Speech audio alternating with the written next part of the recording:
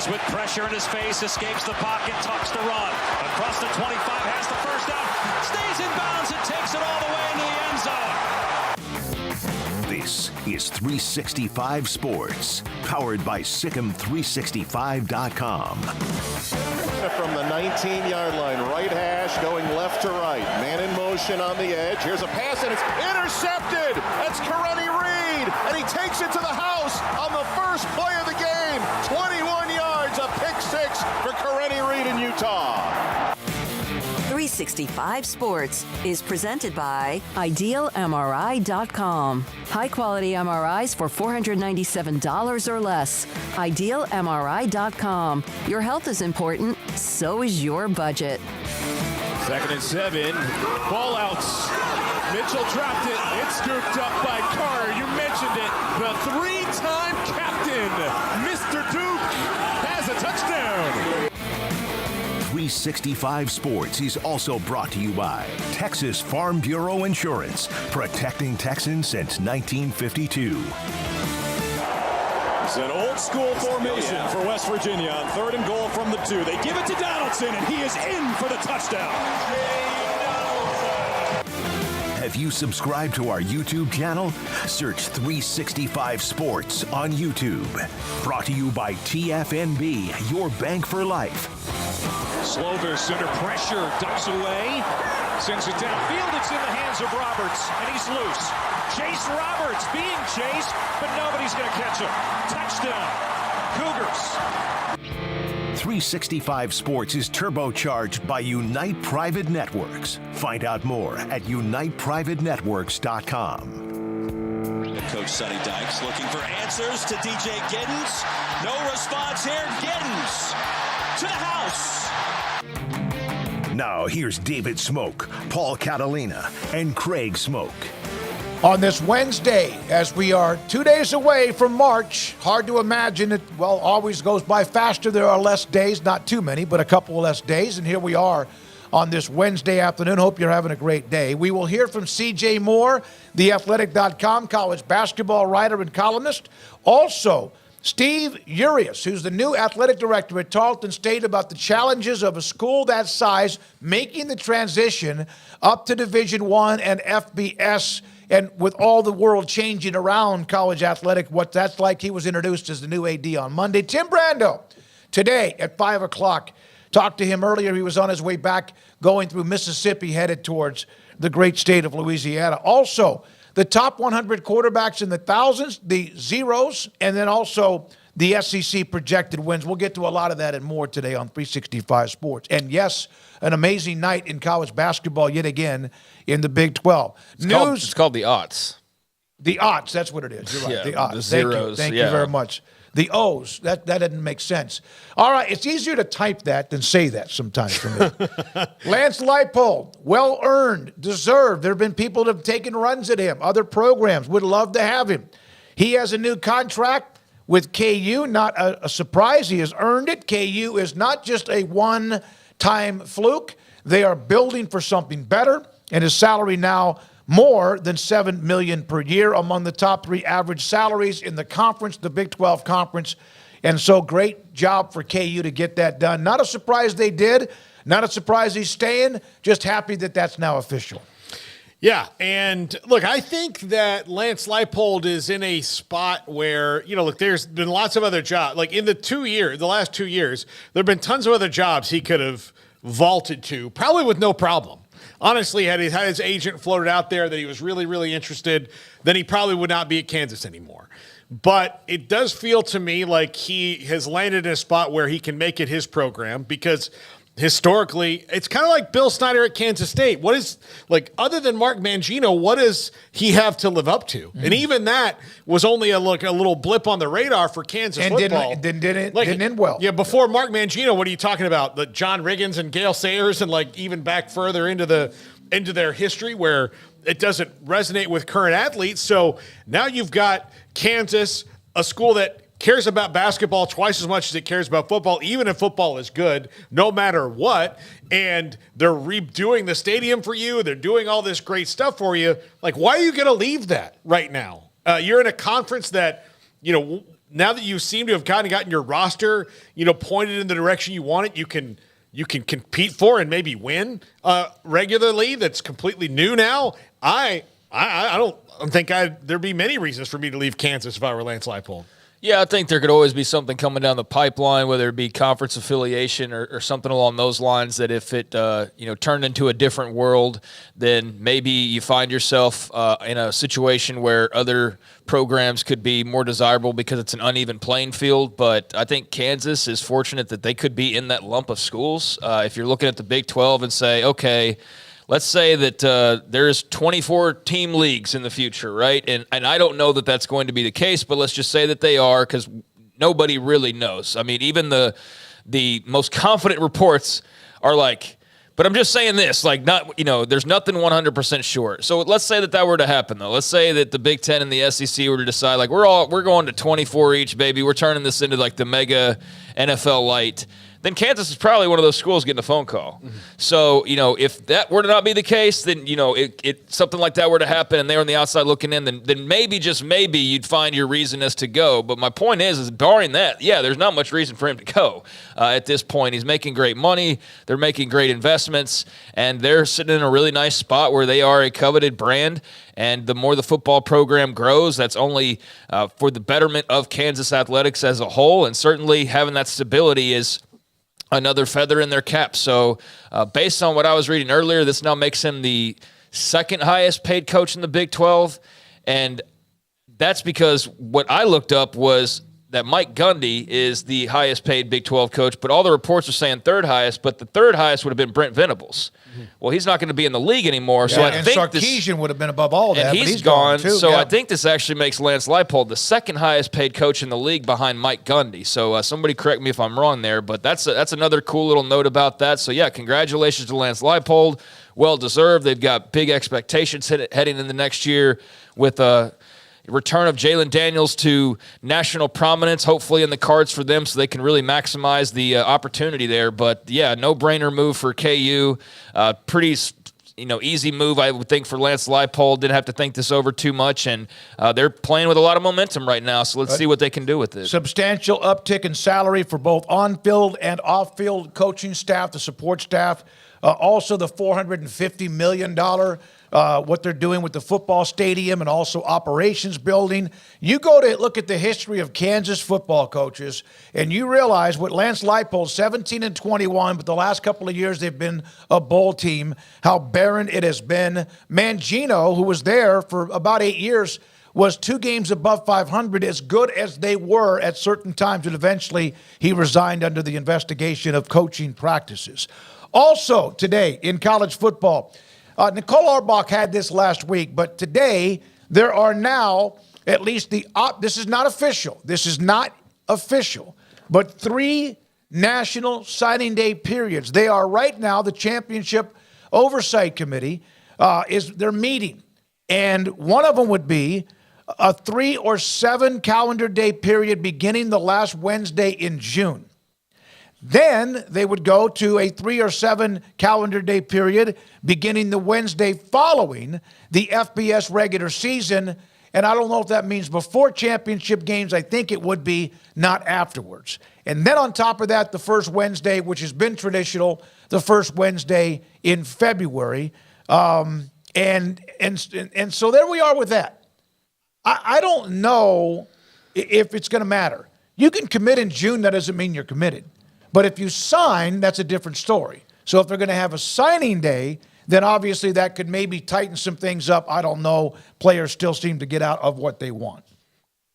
Yeah, I mean, look, I think this, if it makes it easier on the coaches to, if you can, even if June, you're only going to sign, February and June, you're only going to sign 4 guys a piece on those days. That's still 8 guys you don't have to recruit, over the whole long haul of it, and can give you maybe more time to recruit your own roster to keep them out of the transfer portal and recruit in the transfer portal, which is partially what this is about. Not partially, like almost completely what this is about.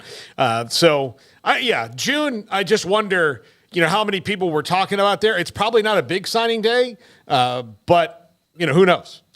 I mean, I think there'll be plenty of guys ready to sign in June. I think that we all act like these recruits are all the National Signing Day hat dance guys making their announcements, the wide majority of these recruits would probably sign earlier if they could. But we all think of the guys who, flip-flop and have all of the bigger schools after them. So I think you'd see a good chunk of guys who just know where they're going and where they want to be and want to go ahead and get it over before their senior seasons. They can do that, and that'd be great for them. I have no issue with that. Do it again in December for those who have been doing that these last few years. No issue there. You've been doing that. I mean, really the only new thing would be the summer signing day, and there's been a lot of talk about that for quite a while now. So I do think there's probably enough guys that hey, Texas was my dream school. I've been wanting to go here. They don't need to wait another 4 months to sign and make it official.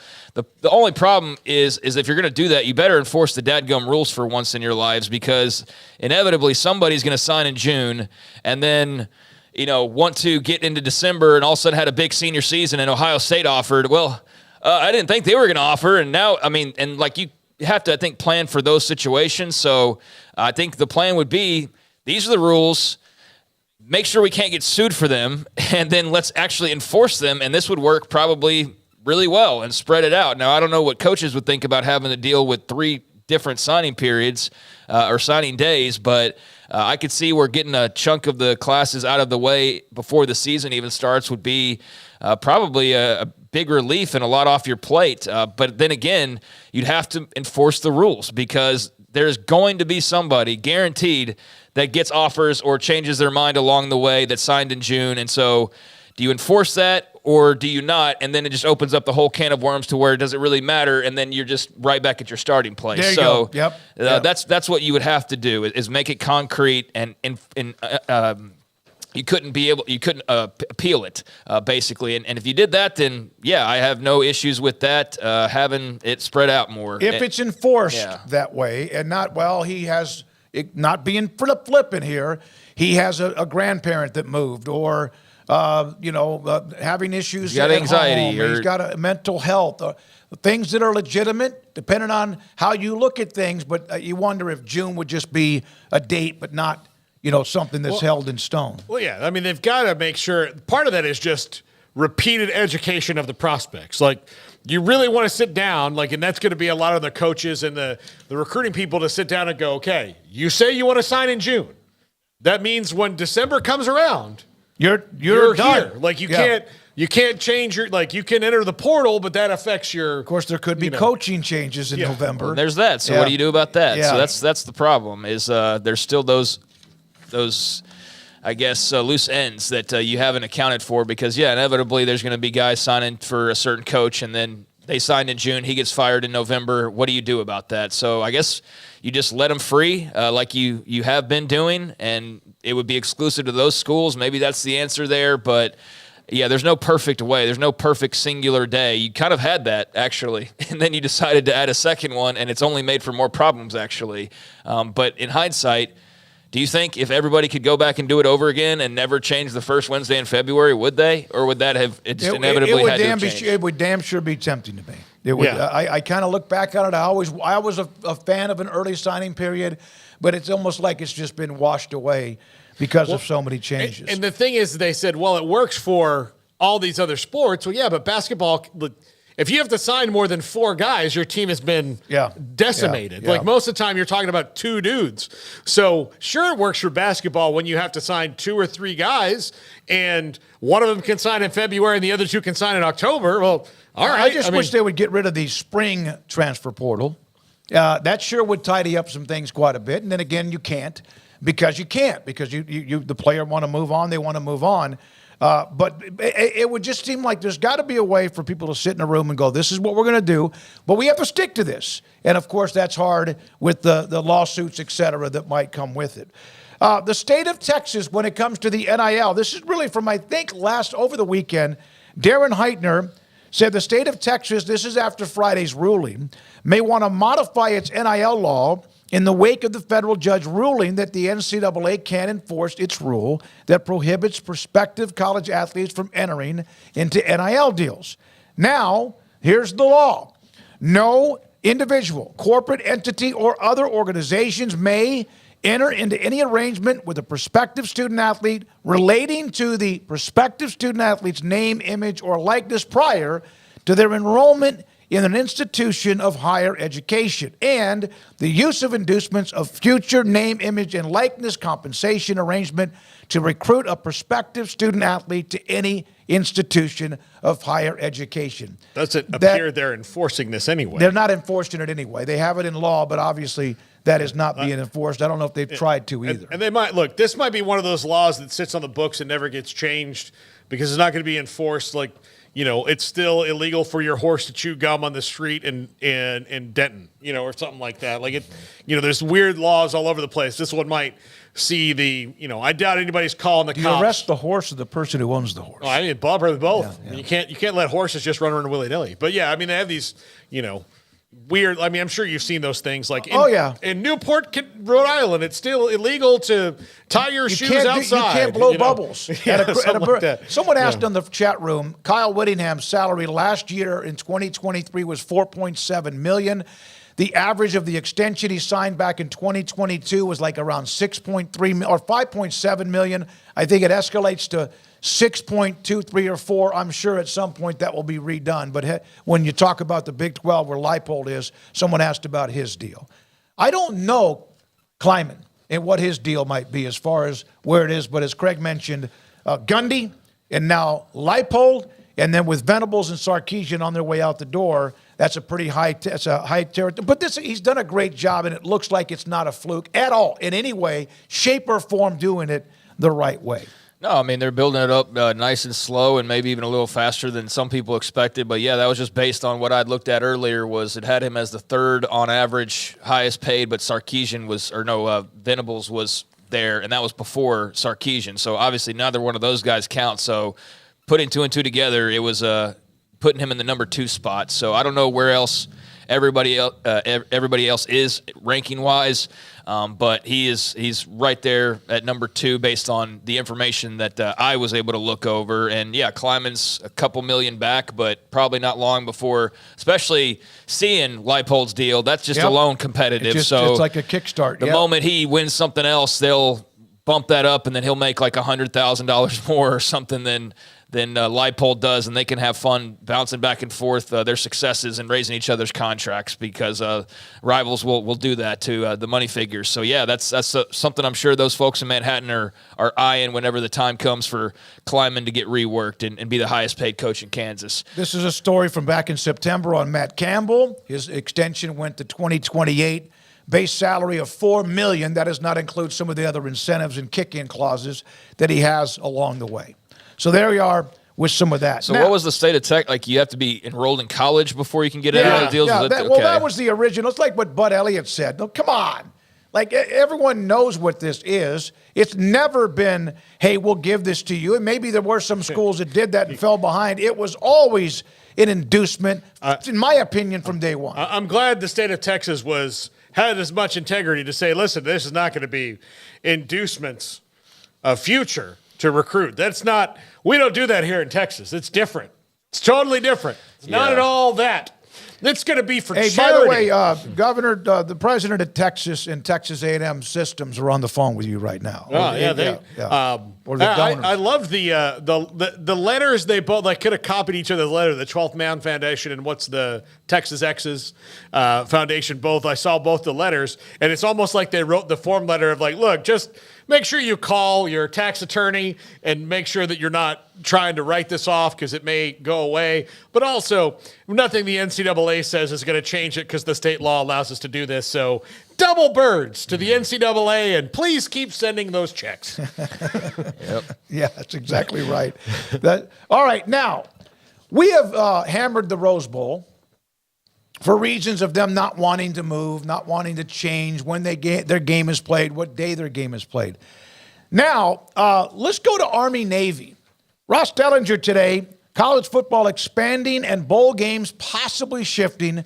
The future of the Army-Navy game is murky. The second Saturday in December, the last 15 years, it's always around 2 o'clock our time, Central Time.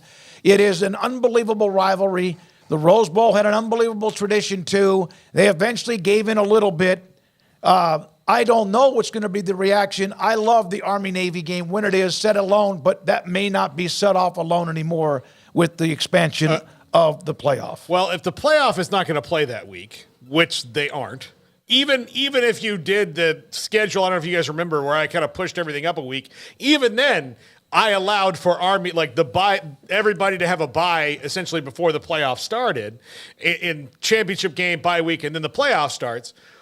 If you do that, are you really telling me that for the Poinsettia Bowl or the Bahamas Bowl, you're gonna take away the mystique? No.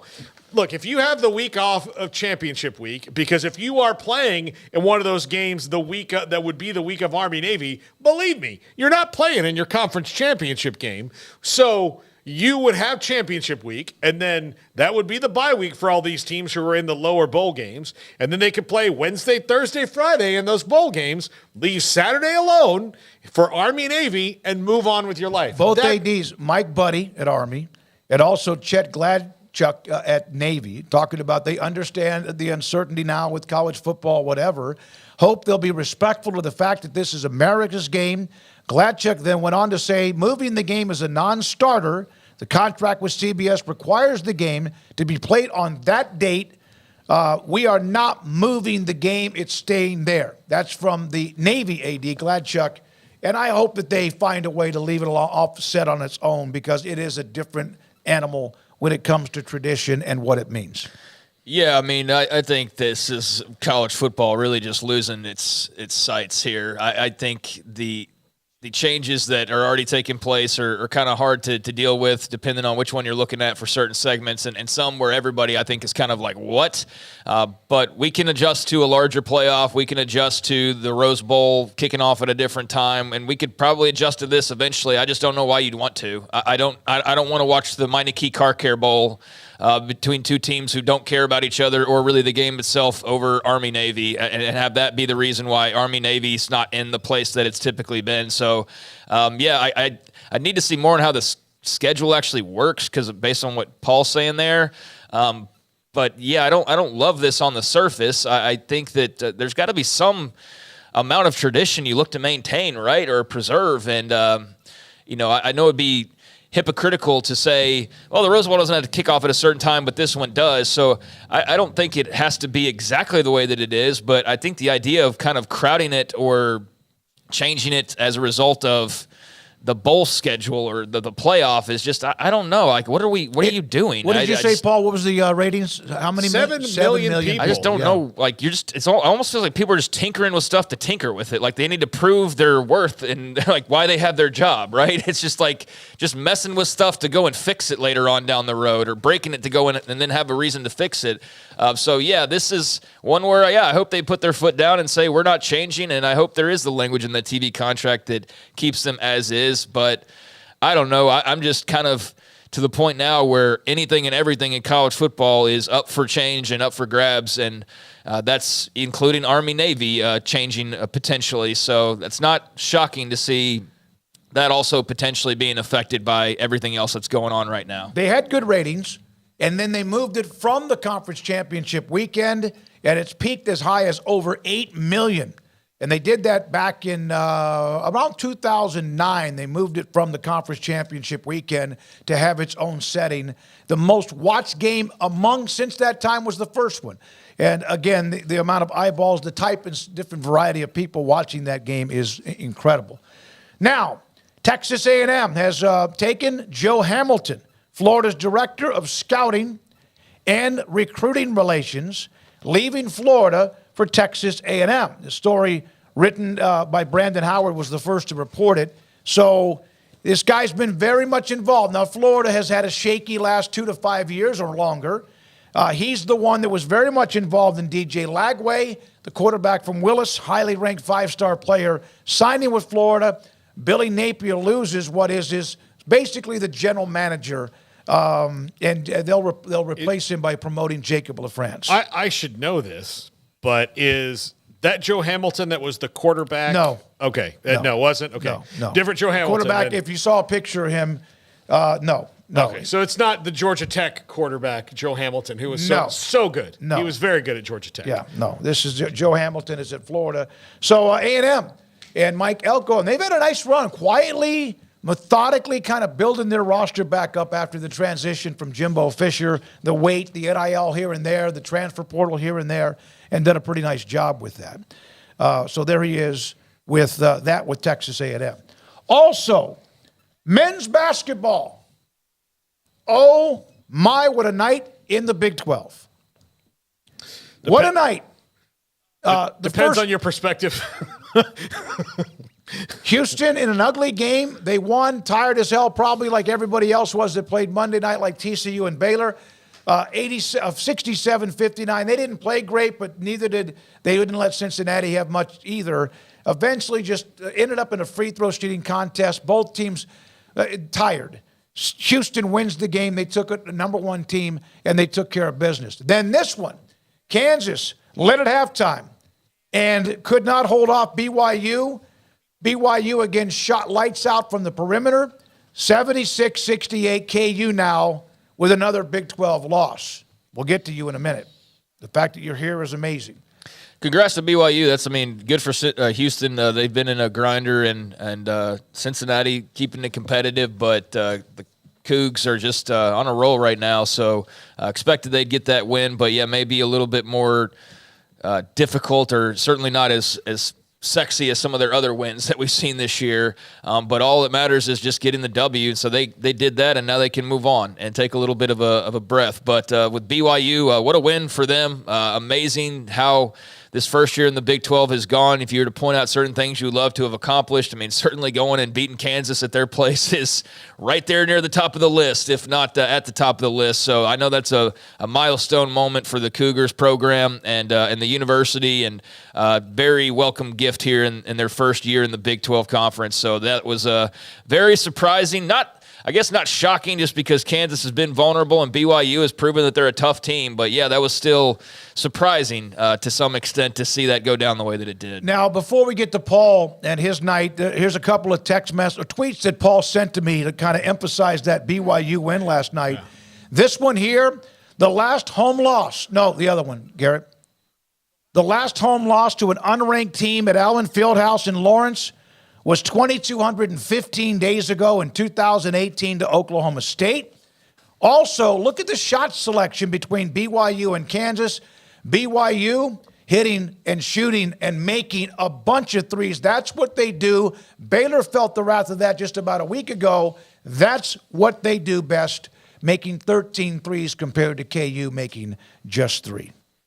Yeah, rough Not night. done. Not done. We're not done. Keep going. So the standings in the Big 12 through last night's games. At the very top, of course, top-ranked Houston, and then right behind them, Iowa State. And then you have KU, Baylor. BYU now is up above 500, as is TCU. Tech, which we'll get into their loss to Texas. And then look at all the teams at 500 or better or near that, including now Texas and K-State. Yeah, it's a great night for Cougars. I'm sure a bunch of 50-year-old divorcee women got laid last night too. But Houston won, BYU won, and BYU, look, Bill Self after the game basically said they couldn't let BYU have the game that they had against Baylor, and they did it. And when you can take the crowd at Allen Fieldhouse out of the game, that is a huge, huge thing, and they did it last night. And Kansas, when they're good, they're good. When they're bad. And I'm happy to be here and seeing my friends today. That's all I'm saying. I've looked for scratches or any kind of bruises. They seem to be fine. Look, I'll tell you. Last night, Paul texted me. Can I say the white shirt deal? Can you? No, I'll tell it right now. Look, if anybody rings the doorbell at my house in a short sleeve white shirt and a black tie, they better run. Yeah, you said hands will be thrown. Yeah. So, and there was a moment in that game where I thought BYU, Dickerson kind of purposely ran into the post player at BYU. The BYU got the technical foul, and it seemed like from that point on, it's like BYU buckled up, ended up having a great run down the stretch, and also KU could not shoot free throws last night in that game. And then in Lubbock, Texas jumped on the Red Raiders from the start, had a huge lead. I think I fell asleep. If I did, they were up by like 27, 8-9. And then it ended up being 81-69. Brock Cunningham going for a loose ball. There's no doubt what he was doing. throwing a hip check at a KU player, got the intentional, the flagrant, Texas also Tech. ejected, Texas Tech, and then kind of all hell broke loose. Water bottles being thrown in the court. Not a good scene. Grant McCaslin had to get on the mic, but the damage had been done. Well, let me once again, even though he's not on the chat room today, Kim Coulter got mad at me in the earlier show because apparently I did not take Tech's side enough in this. What Brock Cunningham did was a punk move. Absolutely. But that's also, kind of who he is. That was his opus. Right there. Yeah. He's had a bunch of different flagrant fouls. You knew eventually he was going to have a flagrant too. It's why he's out there. He was unabashedly unafraid to go and do it. He got ejected. He should have been ejected. He'll get suspended. He should be suspended and all that. But in that, a loud booing pretty much does the job, and then you kind of lose your moral high ground when you throw things at the players. That's the problem. Can't do it. Can't do that. And so that's where, Tech lost a little bit of their footing there. But what Brock Cunningham did, and look, everybody in the Big 12 hates him. I mean, I would say he's the most hated player in the Big 12 by everybody because of the way he plays. And Texas probably loves having an enforcer like that on their team. Every team usually has but, one. Look, he did what he did last night. It was totally punk Grayson Allen type move. And everything that happened to him should have happened, except for getting things thrown at him that shouldn't have happened. Yeah, I mean, for example, I opened up Twitter earlier today and just, randomly whatever's the first thing on top. And had you been somebody that didn't watch that game, and granted, if you're not watching that game, maybe you're not following people that were either, but the first thing I see, and I was telling myself, like, what if I had not watched the game last night and my reaction is the first thing that I see, and it's the Tech fan getting, like, picked up and taken away. And I'm like, oh, what did Tech fans do now? Because they've developed that reputation for themselves over the years. And so I saw that, and I knew better and what the situation was, but I just thinking of it that way, of like your first impression is just seeing a Tech fan being picked up and lifted and carried away, and you see the scoreboard and you're like, what are they doing now? But yeah, there was instigation. Brock Cunningham knew exactly what he was doing. He was playing his role to perfection, and I would be pissed off if I was a Texas Tech fan as well. But yeah, you got to behave yourself, and I don't think you did any favors by reacting the way that you did, although I understand the extreme reaction. But man, to flip that on and just see how that got so lopsided so quickly, and big time, yeah, and just a blowout, like right out of the gates, was just really surprising to me. I did not expect that in any form or fashion, and was shocked by just how much of a lead Texas built up there, and Tech tried to chip away, but just all for naught there. And so yeah, that game in every way, shape, and form, I think, leaves a bad taste in your mouth, from the way it happened on the court to the way that it happened off the court. And you can be ticked off, but ultimately the result's what matters in the end. And Texas rolled in and just beat the brakes off of Texas Tech, and then also got in their heads a little bit. So Red Raiders will rebound, I'm sure. They'll regroup. Graham McCaslin will get them back on track. But yeah, just a really bad night there in Lubbock for that crew. Yeah, you just, no matter how angry you get, throwing things on the court or whatever, you could hit one of your own players, and it's we could talk about court storming, but you just cannot do that. And a player or a fan being ejected is a bad scene. When I saw that there was I think the word was, it wasn't brawl. I don't know if it was tempers flared. And I said, I bet Brock Cunningham's involved. That's kind of his role. He can get under your skin. He plays hard. Some think maybe he plays dirty. Sure enough, you could see where he knew what he's doing. I thought Isaacs or whoever got hit did a great job of keeping their composure for the most part. And then, of course, all hell breaks loose. And he does the hook 'em horns as he's walking into the tunnel. Texas with a nice win. God That's forbid. a really nice win. God forbid if anybody from Tech had done it upside down on their way out, then that all hell would have broken loose. So if you want to say taunting, that's taunting. Was he not taunting by doing the same thing, or is that okay? But it was actually a finger. That was his way of shooting a finger at Texas. Yeah, He's had a exactly. back and forth with some fan bases. So at the I end. think it's funny that's so offensive when done the other way, or it can be mocking. But is that not doing the exact same thing? But no, you just pretend that it's just I was just doing my school symbol. It's like BS, dude. But anyways, it was intentional. So was the hip That's just how check. dumb the entire rule surrounding that is, and I'm thankful that we're not going to have to worry about that probably ever again moving forward. And the talking about the Big 12 at least, we'll see how the SEC addresses it. I think the SEC will. SEC will. What the hell? I mean, we say that. We say that, you're right. and then until I actually see them go like, y'all are a bunch of you-know-whats, we're not going to enforce this the way your old league did, then I'll respect it. But until they do, let's see how they actually treat that. But, yeah, I mean, it can be used when correctly used in a very mocking fashion. So, kind of hypocritical there. But besides that, I mean, if you're Texas fans, you love that he got under their skin and you got the win and you did it in convincing fashion. And, you rubbed the Red Raiders the wrong way in every way, shape, and form. So that's a tough pill to swallow for sure. It does hurt.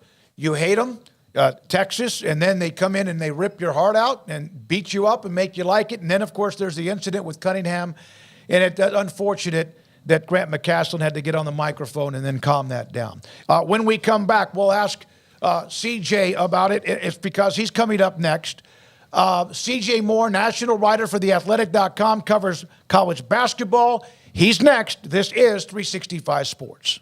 Waco Regional Tennis and Fitness on Lakeshore Drive is a premier elite life-changing experience where you can change your mind, body, and soul. Offering over 50 group exercise classes every week, including boot camp, bar, silver sneakers, and 10 cycling classes with morning and evening classes available. New state-of-the-art bikes that allow you to compete against yourself with a screen monitoring your speed, miles, resistance, and power. Personal training with Christy London, Randall Corley, Alex Botch, and Nathan Roach, where you will be encouraged and motivated to grow, losing inches in weight the right way. There's a kids club included with your membership, plus sauna and tanning bed.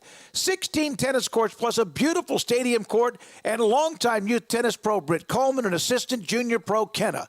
Adult tennis lessons and clinics with Blake, and the commitment to pickleball with 8 courts and instructor Jody Thurman.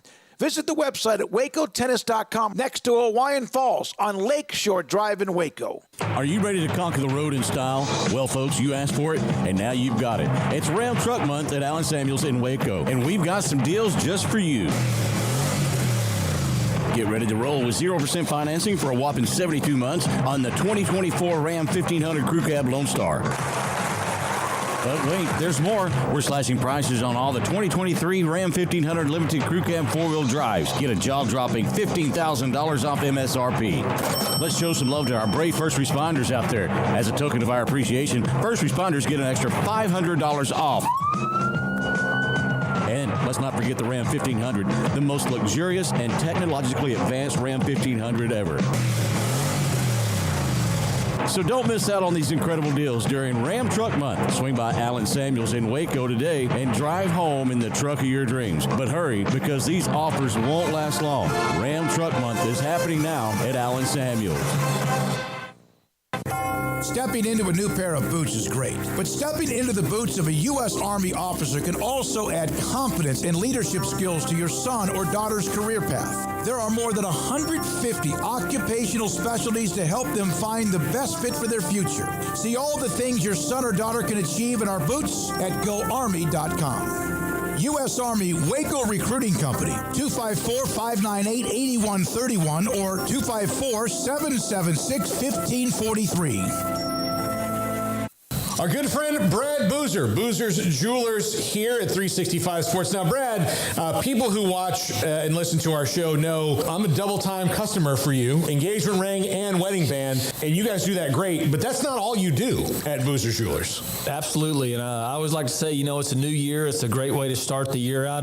Go through your old jewelry. Go through your wife's jewelry box. Go through anything you're maybe not wearing, something that's broken, something that you're not using. We do a massive amount of custom work work. We can take your old jewelry, old diamonds, old watches, and we can convert it into something special for you and make a one-of-a-kind piece of jewelry. And if that's not something you're interested in, a great thing is we can turn that into cash. So we buy gold, we buy diamonds, we'll buy Rolex watches, any kind of heirloom jewelry, anything that's maybe past you. Boozer's Jewelers, where do they find you, Brad? We're at 1025 North Valley Mills Drive, right on the corner of Lake Air Drive and Valley Mills with the big clock on the corner. Let Camille Johnson Realtors guide you seamlessly through the process of buying your dream home or selling your current one. Commercial, farm and ranch, or residential. Camille Johnson Realtors can smoothly and successfully lead you through any transaction. With a team of 28 experienced agents who are excited about serving you, Camille Johnson Realtors services the entire greater Waco area. If you're in the market to buy or sell, contact Camille Johnson Realtors, 104 Midway Center in Woodway, or find them online at www.camillejohnson.com. Camille Johnson Realtors, elegant, charming, warm. Welcome home. Riverbend Liquor and Wine now has 2 locations to serve you. The original on Lakeshore Drive at North 19th Street and the brand new spot in downtown Waco at 600 Franklin Avenue. If you're looking for the best in craft beers or local Texas bourbons, then the original is the place to be. And for the latest trends and online phenomenons, head downtown to the Franklin location. Either way, you're going to get the same great variety, customer service, and speedy experience. Check out both locations on their Facebook and Instagram pages. Riverbend Liquor and Wine, Lakeshore Drive at North 19th Street, and now downtown on Franklin Avenue.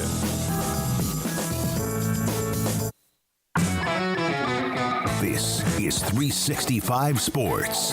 The 3 o'clock hour is sponsored by Waco Custom Marketplace. Meats, sweets, Texas treats, and a cut above the rest. 425 Lake Air Drive, Waco.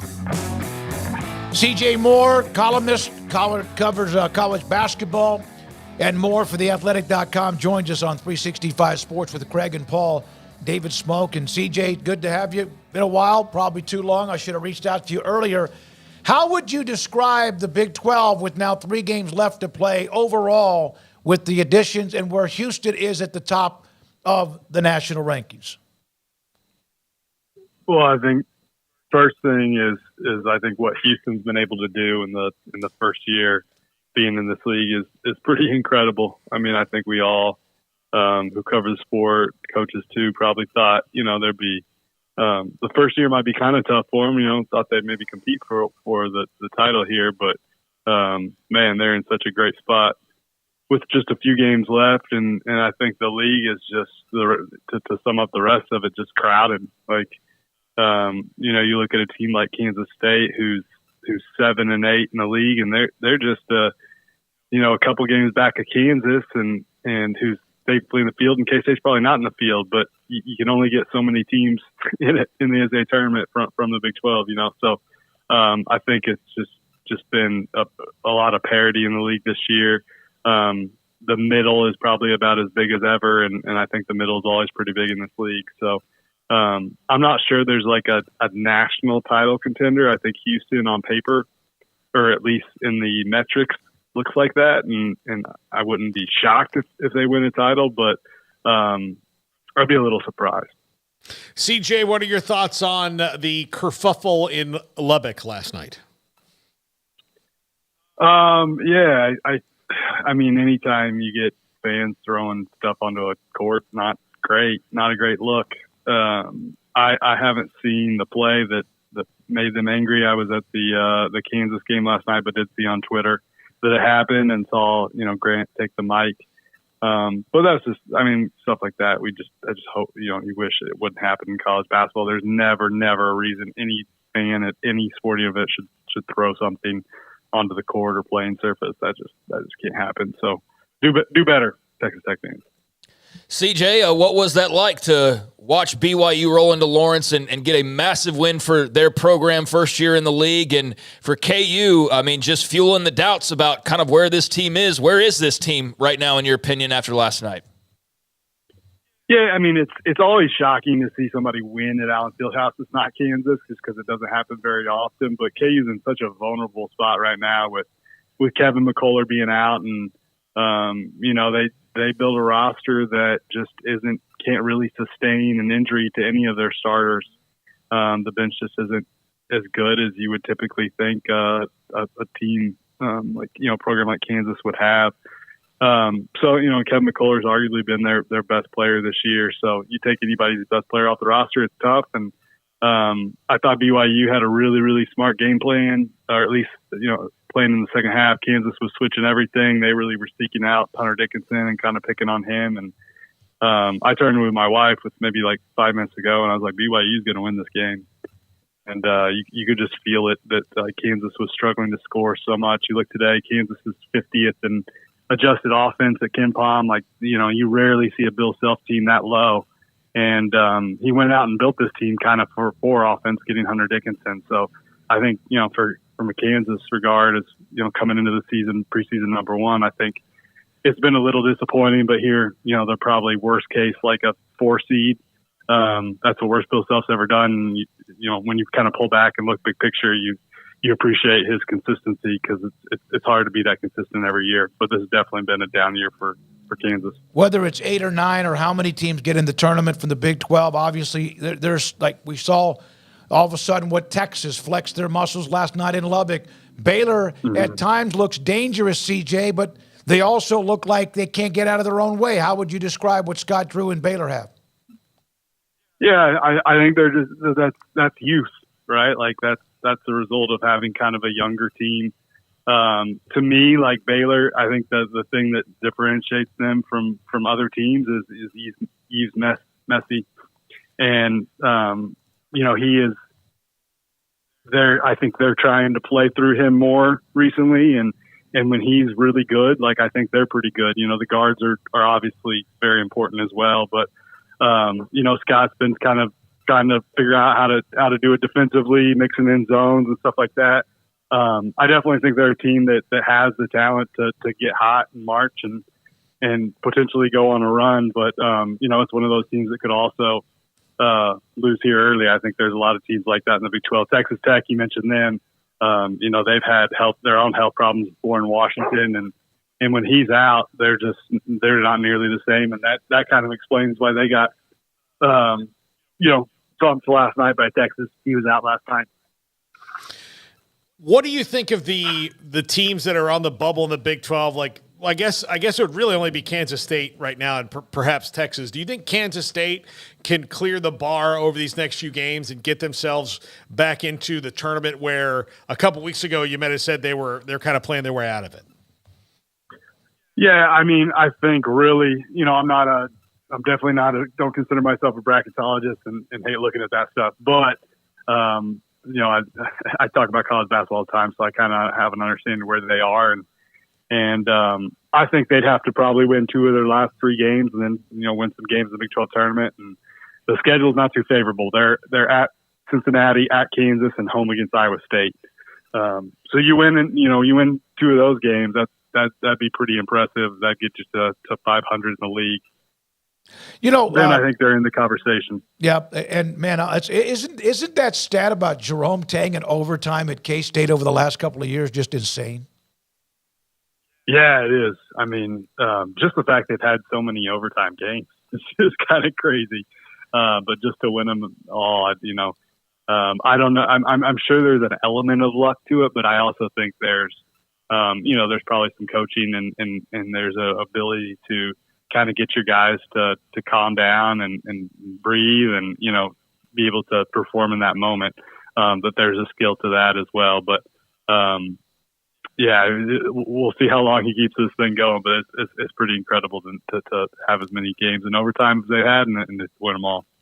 There is sometimes you can look at about this time of the year and even earlier, but people overreact, but a team that is the alpha, the one who is the best, and you could tell Baylor and obviously Gonzaga had their collision course in 21 and then KU the next year. And there's been the Jay Wright, Villanova. There's been those. Do you see one of those this year in college basketball?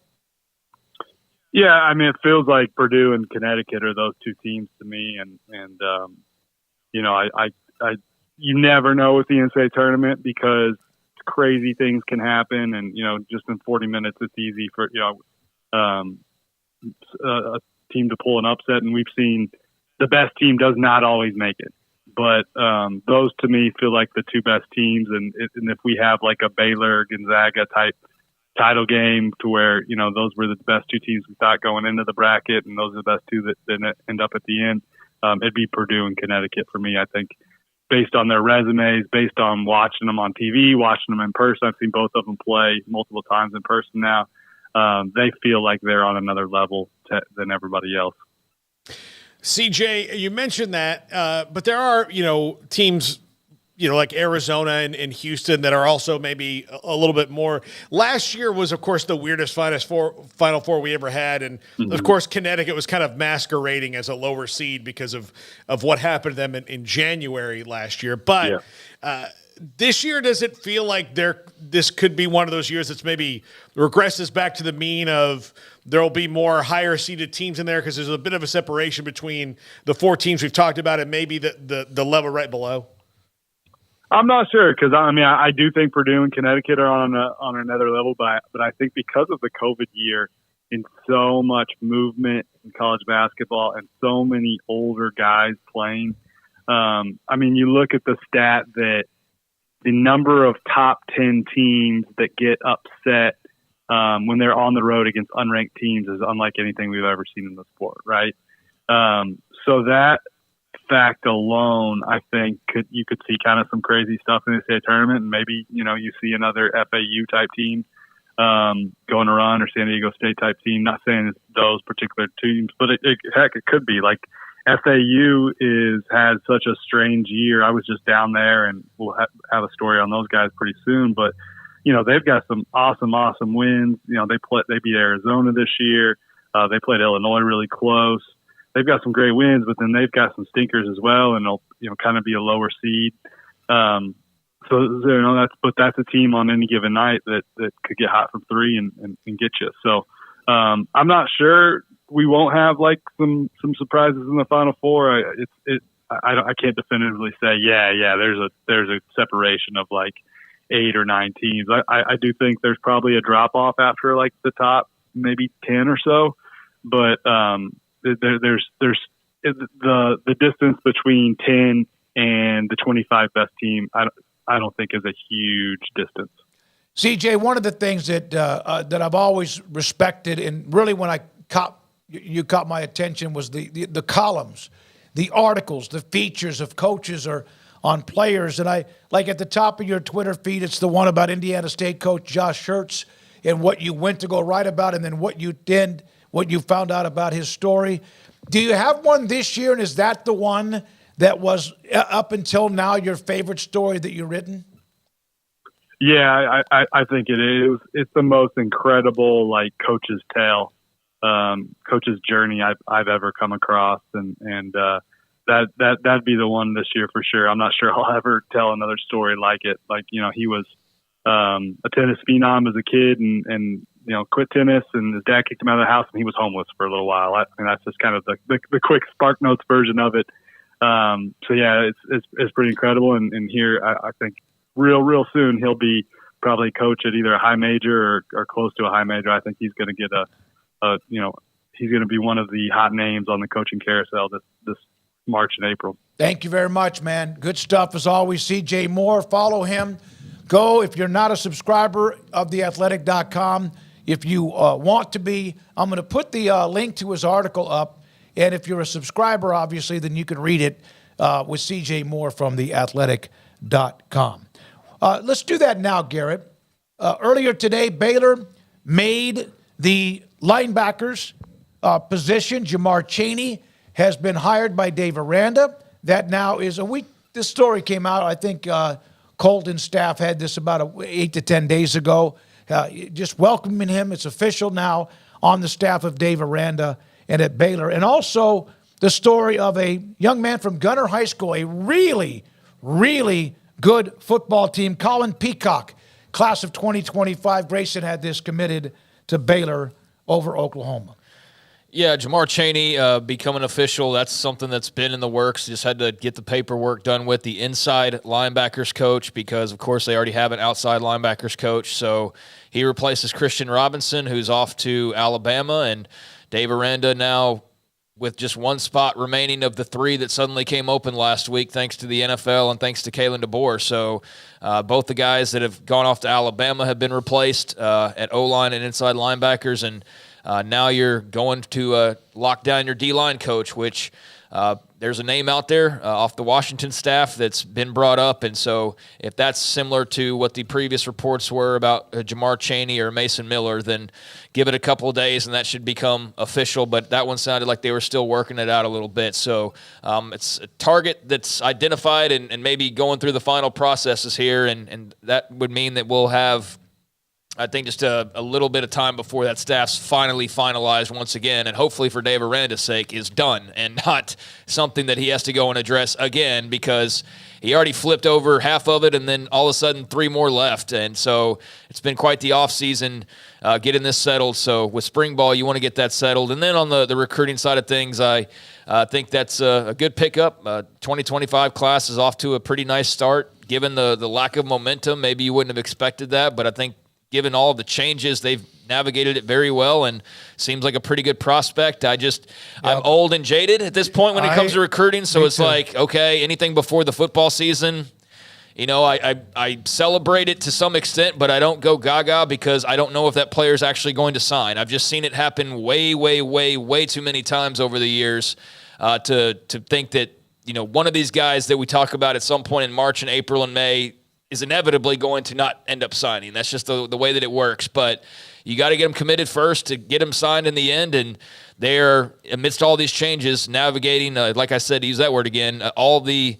storms and everything in their way pretty well. So give them a lot of credit for that and lock down this last position and keep on recruiting well and go out and win some football games and let this Dave Aranda thing build some more. Yeah, bad news is you lose coaches fast. Good news is that everybody else does too. Yeah. So you can, if you're good at hiring coaches, which I actually do think Dave Aranda is, then you get to apply your skill set. It's just one of those things that, Smokey, you're a golfer. Sometimes you wish you didn't have to take the long irons out of the bag.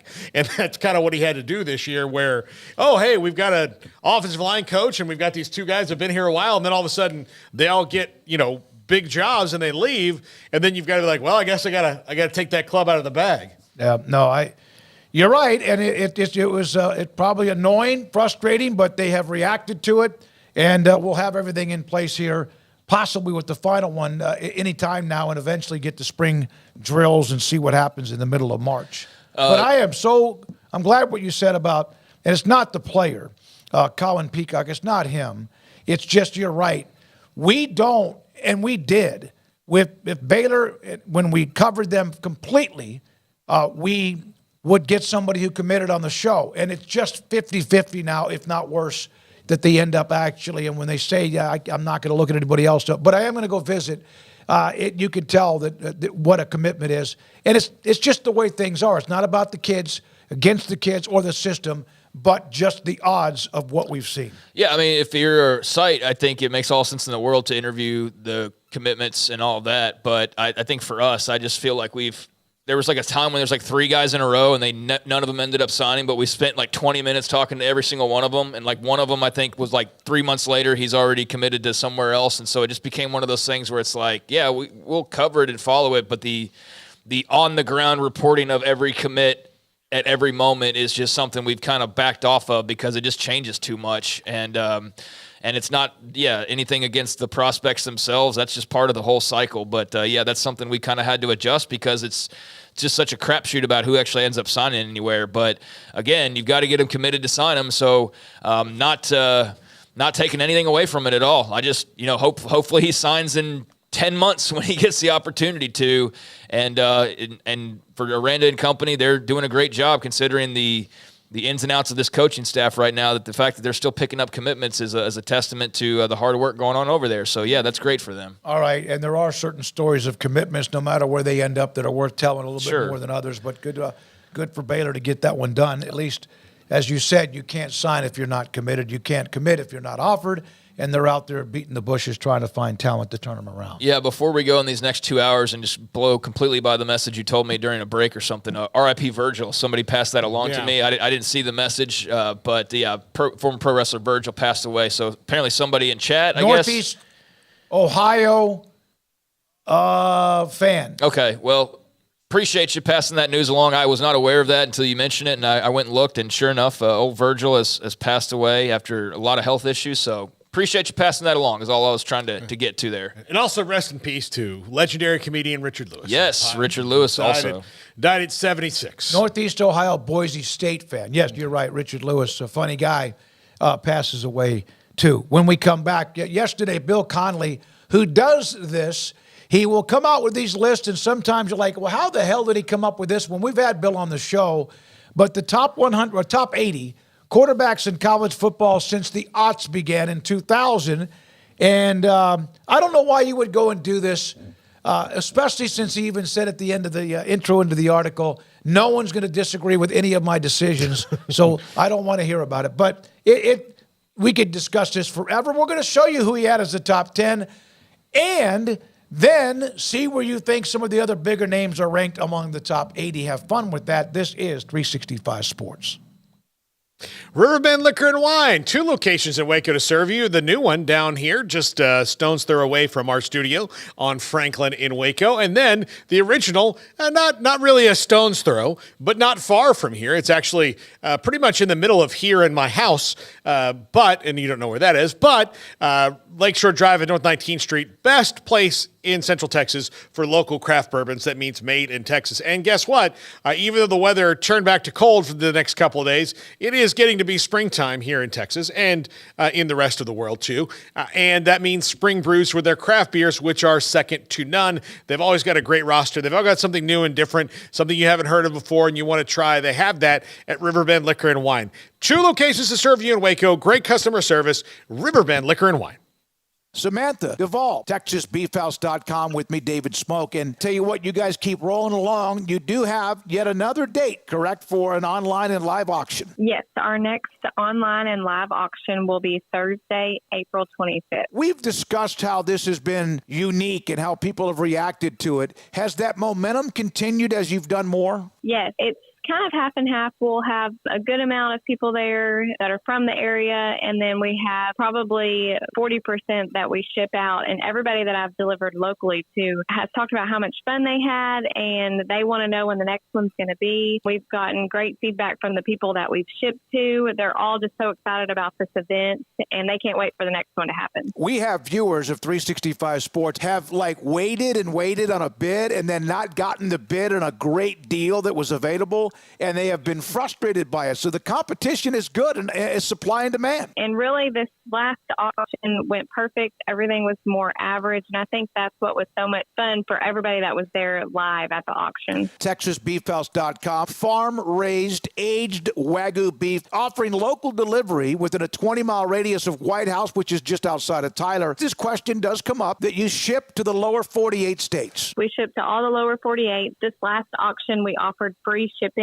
on all of the orders. So that's something that we plan on doing with the auction in April. It's pasture raised. We oversee all of the cattle that are born right there on our ranch. It's never outsourced. We see it from the time they're born to the time that we take it to our butcher, and then it comes right back to us. So the last people to handle your product is the farmers that raised it. Premium grade East Texas beef. Customers don't have to go out and buy their beef. TexasBeefHouse.com, from their family and their ranch to your plate. TexasBeefHouse.com. At Ideal MRI, we feel blessed to be part of the Waco community. We're a small family business here in Central Texas. At times like this, the cost of healthcare has never been more important. And unfortunately, significant illnesses and injuries still occur. And that's why Ideal MRI is open and here to serve you through this difficult time. So if you need an MRI, ask your doctor about Ideal MRI. You can schedule online in minutes at idealmri.com or call 833-IDEAL-MRI.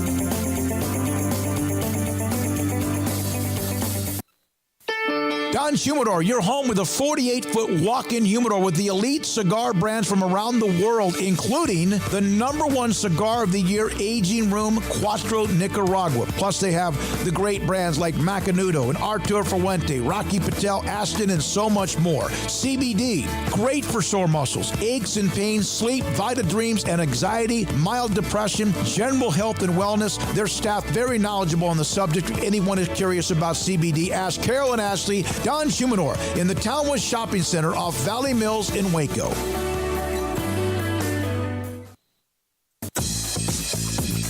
Baylor Scott and White Southwest Sports Medicine and Orthopedics, the team physicians for Baylor Athletics, diagnosing and treating all sports-related injuries, including concussions. These specialists also provide orthopedic services for athletes and non-athletes alike, whether it's knee or shoulder pain, a wrist injury, orthopedic spine care, and even an arthritis and total joint clinic. Trust the doctors Baylor Athletics trust. Baylor Scott and White Southwest Sports Medicine and Orthopedics wants to get you back in the game.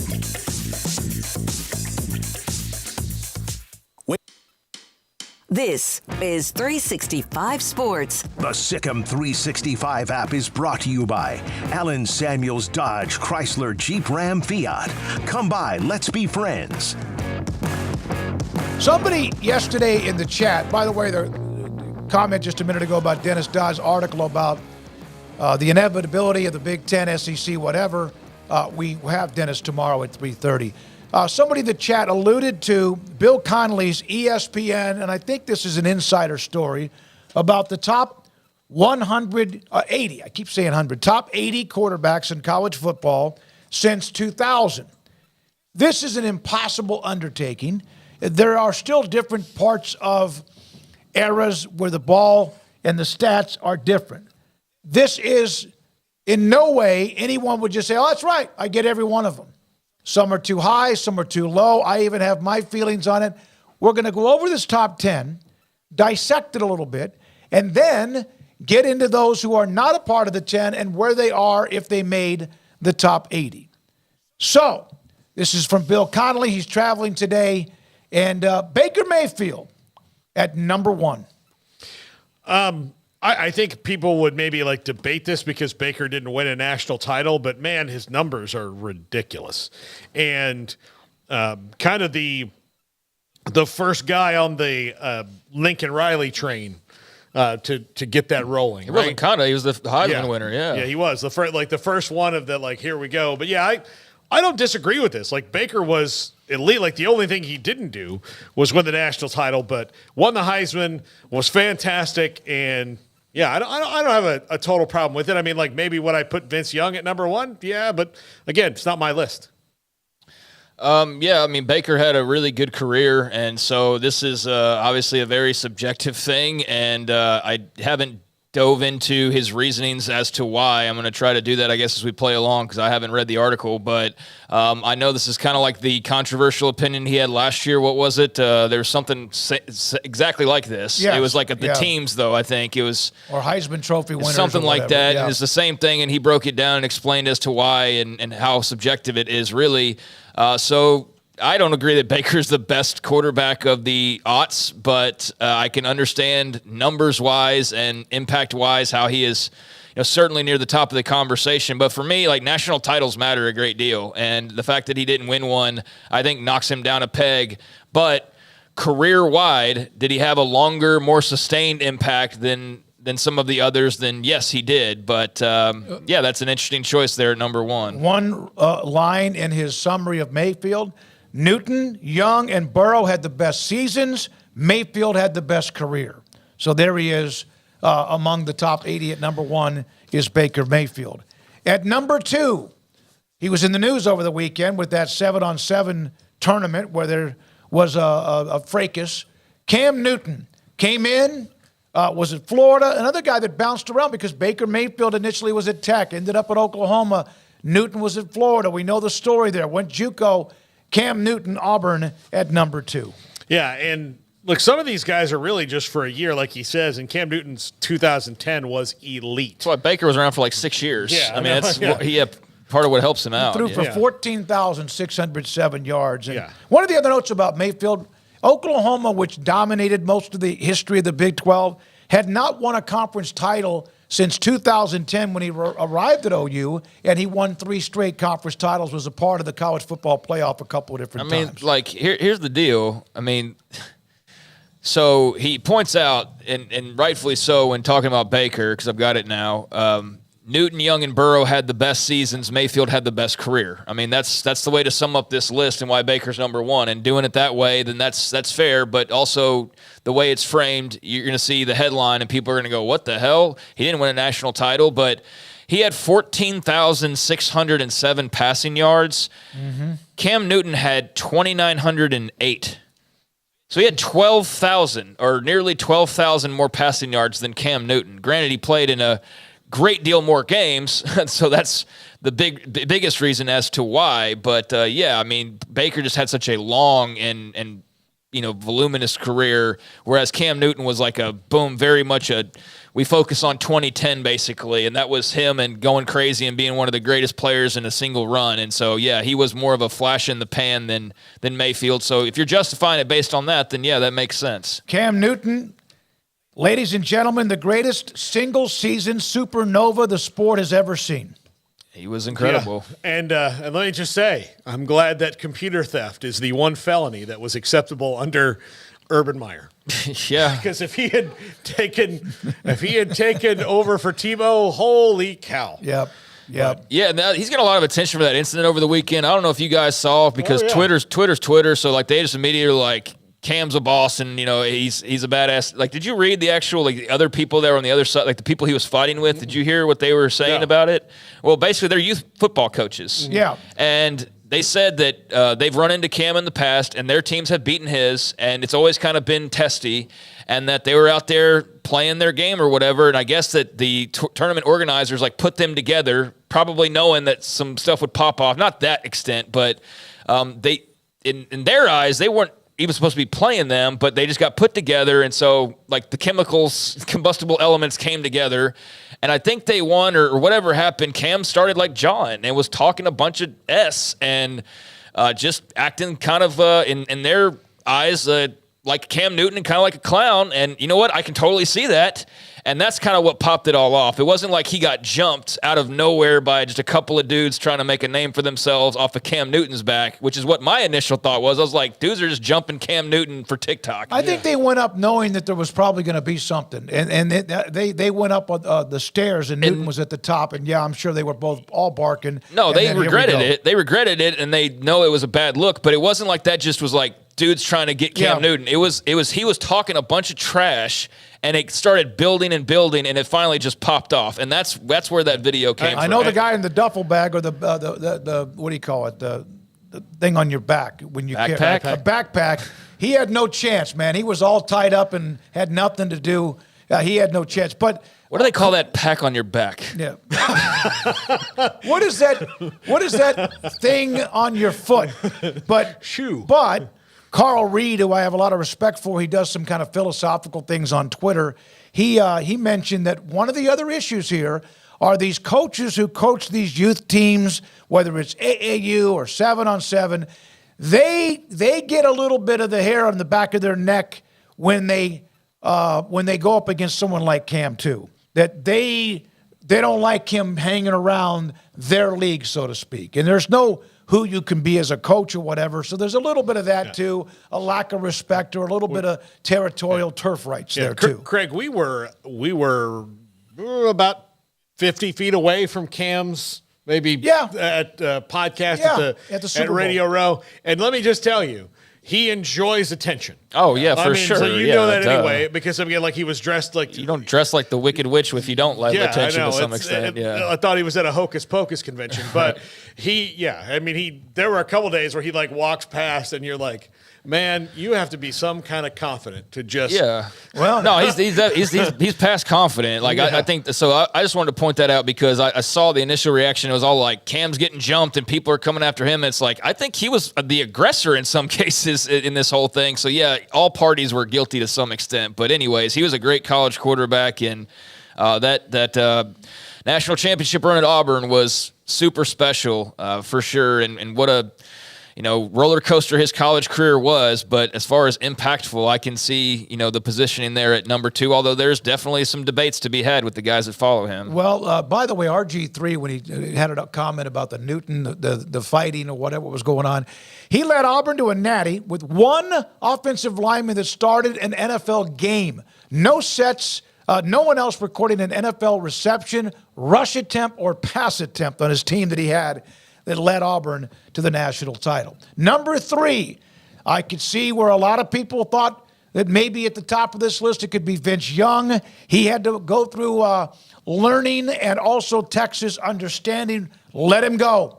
Just let him go play. At number 3, had the incredible, maybe best season, talk about single seasons, Vince Young in 2005, but even before then was as good as anyone has ever been. But Bill Connolly points it out that like halfway through his career, everybody was like, well, this guy can't play. Yeah. You know, it's just he's just an athlete. And then, yeah, I think it was one of, I mean, it's the greatest single coaching move in Mac Brown's very illustrious career to just go. Is not moving him to safety? Yeah. Well, yeah, not moving to safety or not. And deciding, like, what happens if we stop, like, trying to make him something that we want him to be as opposed to what he is? And when that happened and they just let a guy who was really hard to tackle, had a really big arm, and was surrounded by one of the best teams talent-wise, top to bottom, in the history of college football. I mean, top to bottom, 1 to 85 scholarships, that was one of the best ever. And when you said, okay, we maybe don't have to worry about, you know, doing things with a guy who's maybe not as good of an athlete as Vince as you would if, you know, even for a guy like Major Applewhite, you'd have to maybe protect him more, and he was really good. But when you can let Vince spread his wings and fly, and all these guys are, it just worked out really well for them. Well, I mean, once he was able to develop his passing to go along with the athletic ability and the running, it was just an unstoppable force. And, yeah, I don't know. Maybe you say that a Cam Newton had a better single season, or you know, maybe others you want to throw into what kind of comparisons, but nobody had a more storybook ending, final memorable play like Vince, at least for me. That's burned in my brain. I know there's been some other finishes and games that stick out certainly over the years, but that one's just like Vince at the Rose Bowl. I mean, that's like going to be played for the next 1,000 years on every college football national championship broadcast. Just an incredible moment for a school that was aching and dying for a national championship, had gone 3 decades and had watched Oklahoma get their mojo back with Bob Stoops and win one a few years prior. And so that was just that was an ultra special moment for Texas, and he was an ultra special player. And so, yeah, definitely not surprised to see him hovering around the number 1 spot. But given Bill's reasoning, I can understand why he's at number 3. At number 4, Tim Tebow, Florida. A bunch of stats. You can put that together. Another guy that was he threw for a lot more yardage than maybe you thought. Was not a great passer, but was good. He had the leadership and all of that. The mojo, could run the ball well, and of course was a short yardage back too with what he could do with his power. At number 4, Tim Tebow. Let's do 5 Burrow, and then see if you could take those 5. How would you move any of them out? But then we'd have to replace him with somebody. But Burrow had the amazing. What year was that? 19? Garrett? 19. 2019.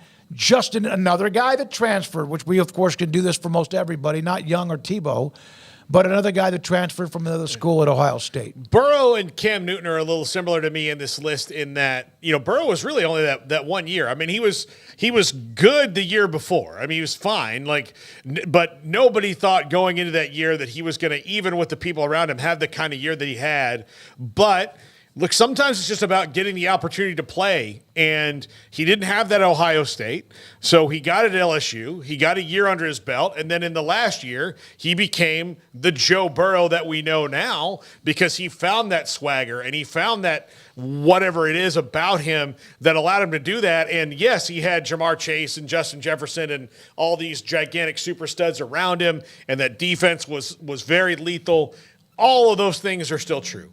But that team was still the same under that was how the team was for 10 years before Joe Burrow, and he was the guy who elevated them. So yeah, he when you talk about single seasons and like what it was, his was amazing. And yeah, he's certainly one of the best QBs of the aughts because of what he did with a team that had the same level of talent for all this time and could not find a good quarterback to save their lives, and he was the dude.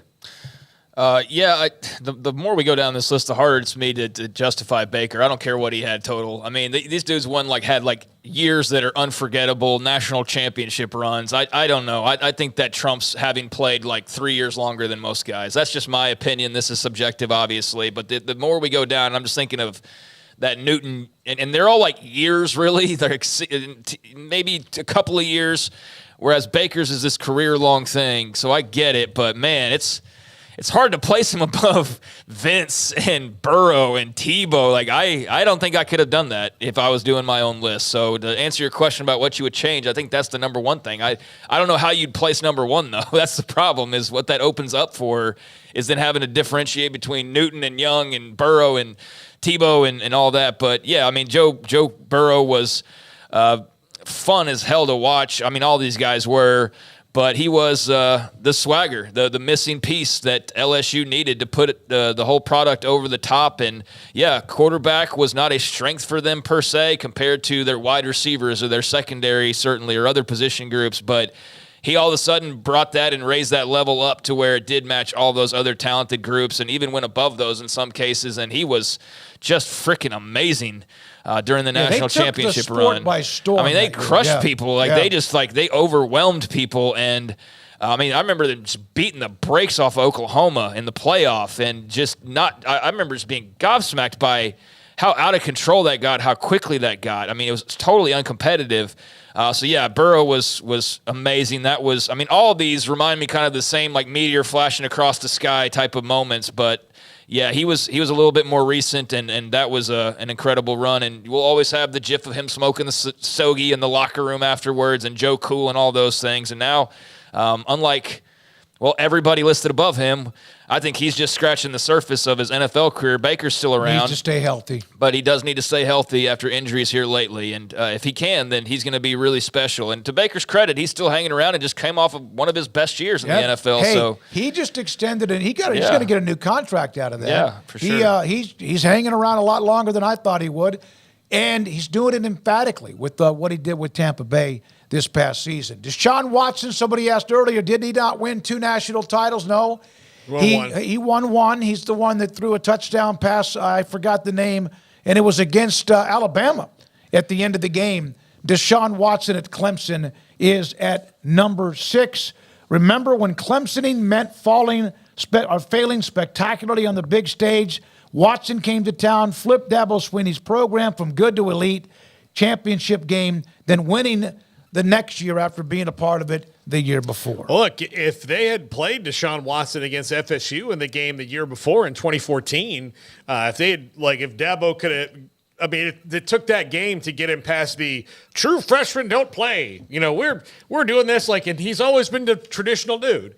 But he didn't play in that game, and Florida State won when Jameis was suspended in a really sloppy game. Had he played him in that game, Clemson might have won the ACC. Like Florida State's 27-0 start to Jameis Winston's career probably doesn't happen because Deshaun Watson, when he would put him in spots in that game, was electric. But he was trying to stick to his plan there.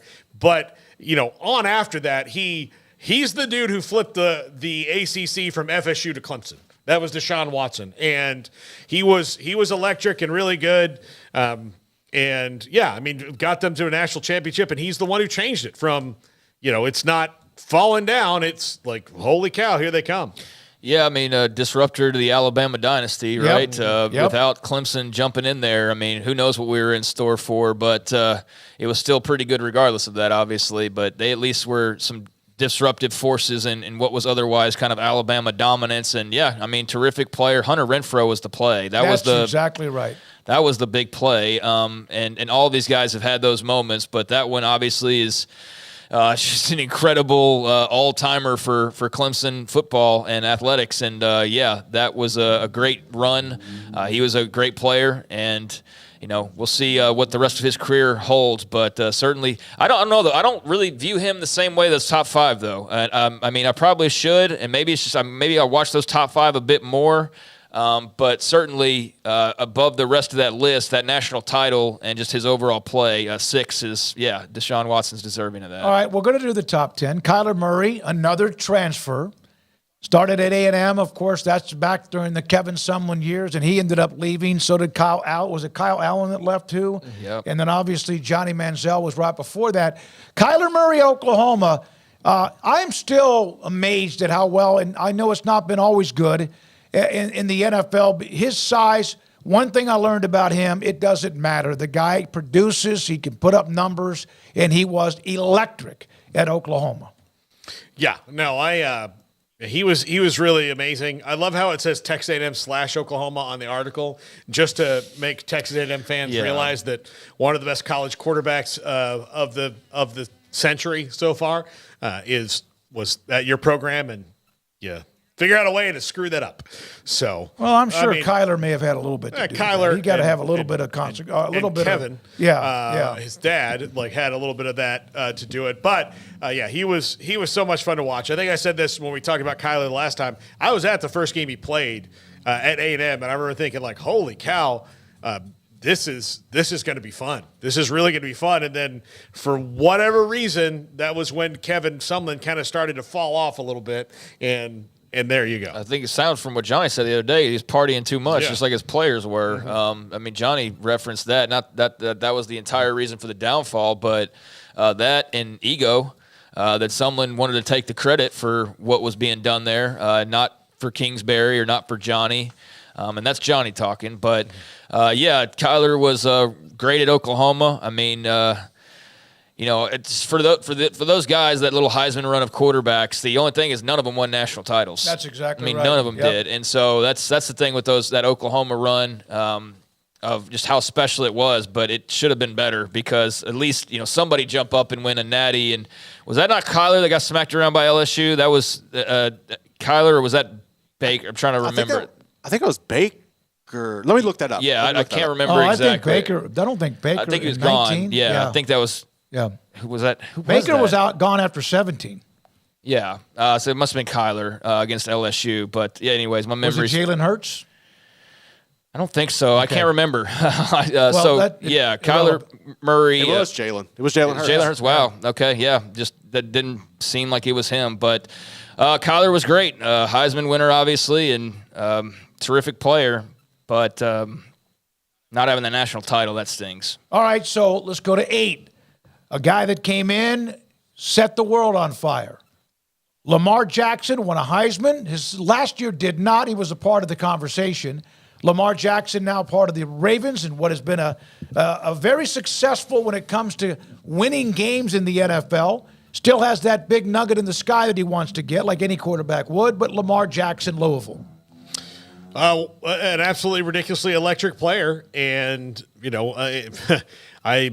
again, didn't win a national title, but was a dude that you could not stop. And he was so good. I just remember thinking, he made Louisville relevant and not just kind of a team that's in the middle. And look, Bobby Petrino not there anymore, but he was the guy who brought him in and recruited him and got him out of Florida, which, maybe should have been an indicator to the big three in Florida when the Heisman Trophy winner from Miami is playing at Louisville. Maybe you've lost your touch. Yeah. That to me, I remember thinking that, when Lamar Jackson started really kind of popping off at Louisville, I remember looking him up and going, where's this kid from? It's like Miami. And you're like, how is he, in what era am I living in where he does not go to Florida State, Florida, or Miami? And then that's when it kind of hit me we might be in the crap times. And certainly they were.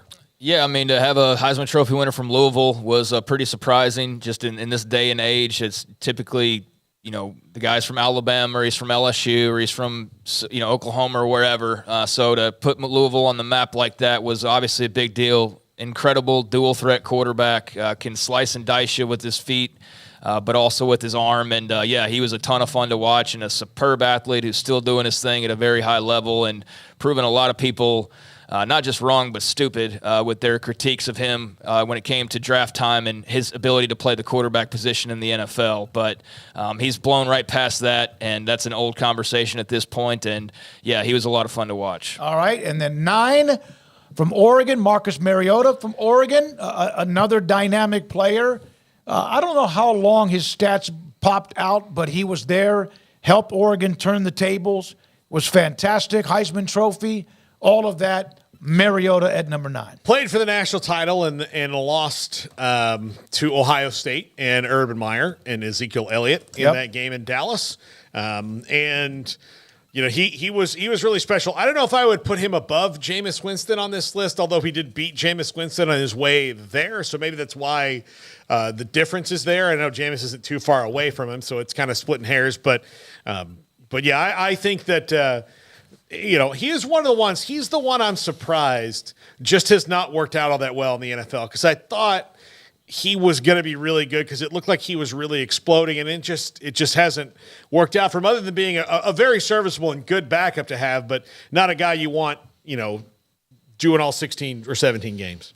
Good player. I mean, that was a really good run for Oregon. Fell short, obviously, and he was terrific. He was very dynamic with his legs, but an amazing thrower. I thought he would be much better in the NFL. Oregon's still searching for that national title, but he got them as close as anybody, and thought that they had a chance to go over the top, but just wasn't in the cards. And it's a guy that was a lot of fun to watch. And I don't know in the grand scheme of things if I'd have him at 9, but at this point, I mean, it doesn't really matter. He had a great run.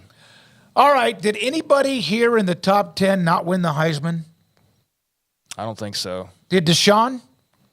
No, he didn't not. Actually. Yeah. Okay. All right. Vince Robert, didn't either. And neither did Vince Young. Yeah. And then obviously 05. Robert Griffin III, you could sit there and say, but he played outside of the top. What was he? 8, 9, 10, 8, 9, and 10, and then won the Heisman at 11. Baylor had not had a winning season in 13 years. He came to town, turned it around under the Art Briles run. Dynamic his senior year. Just became a rock star. Was good. Was a highly recruited track athlete. Went to Houston. Ended up coming to Baylor. I don't know about top 10, but he was a rock star in his senior year, or his junior year before he left for the NFL.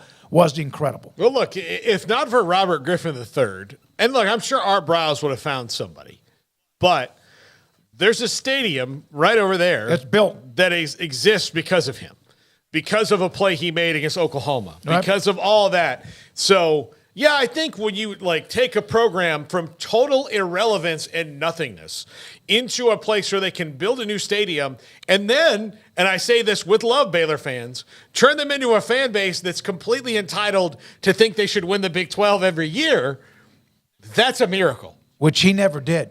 No, but it led to the momentum with Bryce Petty after that. He is the guy over everybody else when it comes to Baylor football, over any coach or whatever, because he was the player, he was the quarterback. He's the one who people now know that it's possible to do great things at Baylor in college football, where for a long time that was not the belief. He's the guy who instilled that belief. That's why there's a statue of him over there, because he was the one. Yeah, they were a total laughingstock prior to that. I know just growing up in Texas that they were a punchline.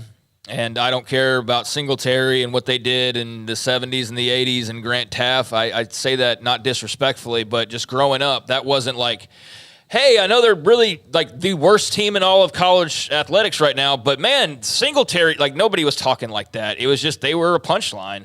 And without question, the worst team pretty much year in and year out in the state of Texas. And then he came in, and others as well. You mentioned, obviously, Art Briles had a lot to do with that, and then a bevy of very talented wide receivers and others sprinkled throughout the roster and lit the world on fire and had an incredible run. And still amazing that he was able to go and win the Heisman Trophy, being at a small school that not a lot of people had paid much attention to or thought much of, and just shows you how – I mean, as far as improbable Heisman runs, that has to be near the top of the list. Absolutely. It started a run there, and I don't remember how many years this went, where the winner was not the favorite to start the year. In fact, he was not even really on the radar. He was good, but not on the radar. But if you had said to anybody in the 90s or in the 2000s that, there's going to be a quarterback rolling in at Baylor that's going to win the Heisman Trophy, you'd have been put in the mental institution, because that just wasn't realistic.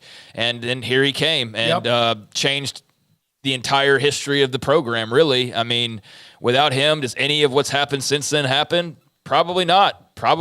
So, yeah, as far as a program changer or the most improbable Heisman runs, I think he would be much higher on this list. I think it's probably about right where he is. But, yeah, he came in and was a game changer, and you just wish his health could have been a bit better throughout his entire career, college and pro, because we didn't get to see nearly what we should have seen at the pro level especially. But, that's the breaks. He was a wiry guy, and that was just that came with the territory and his style. But, man, when he was healthy and able to move around, he was So dynamic and special, yeah. Yeah, and of course they flung it around, and he threw that deep fade probably better than anyone I've ever seen, even now in college football. Now, I'm going to mention some names that were outside the top 10. We don't have a lot of time here. Colt McCoy, I think, has an argument to be among the top 10, but did not win the national title no matter what. He didn't, but he put up massive numbers over the years and wins. Remember, he retired or left the all-time most wins among college quarterbacks in a career until Kellen Moore broke that record. Yes, the question a second ago about did everybody on that list win the Heisman obviously wasn't paying very good attention because there were a couple guys. But those two guys also, Deshaun Watson and Vince Young, won a national championship. Yeah, right. Colt didn't win either. And so I think that probably knocks him in comparison to those guys. But what you point out is, yeah, he's right there on that same level, basically, numbers-wise, wins-wise. He was terrific. He was durable, and it's unfortunate. Maybe he would have had a national title had he not been hurt against Alabama. I know Texas fans swear up and down they were going to win that game if Colt doesn't get hurt, and maybe they're right. We'll never know, but he would have had that and, was very much in the Heisman mix for a couple of years there.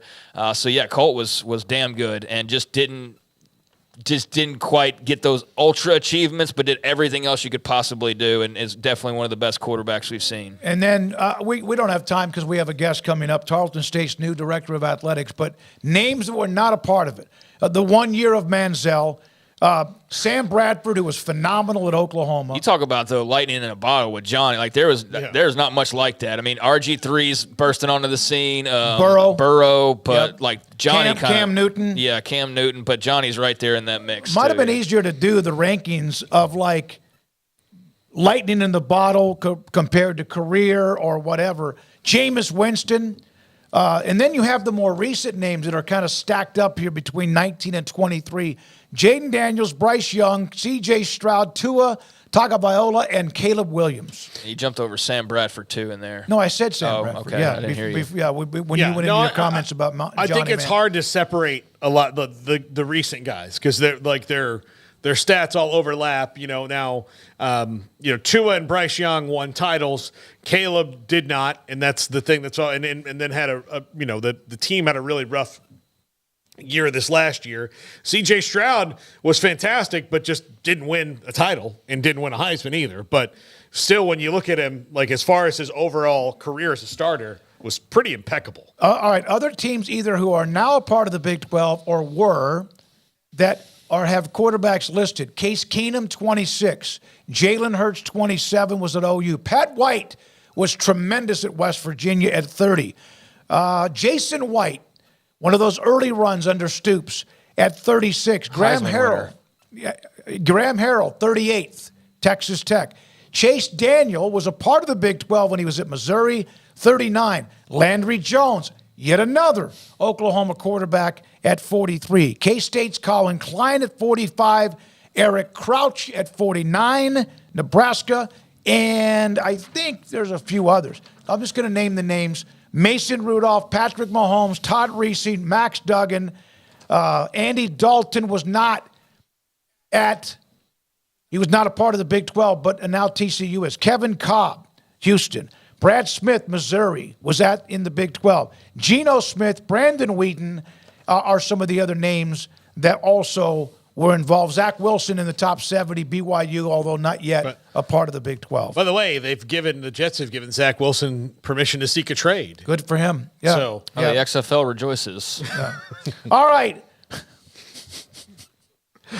Oh, my God. Imagine making that transition from where you were as Tarleton State. We've, of course, had their president on to discuss the process. And now you're the AD, and all of these changes are going on in college athletics and college football.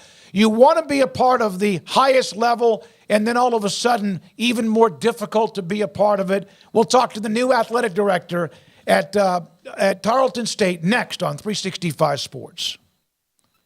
IdealMRI.com in the Central Texas Marketplace.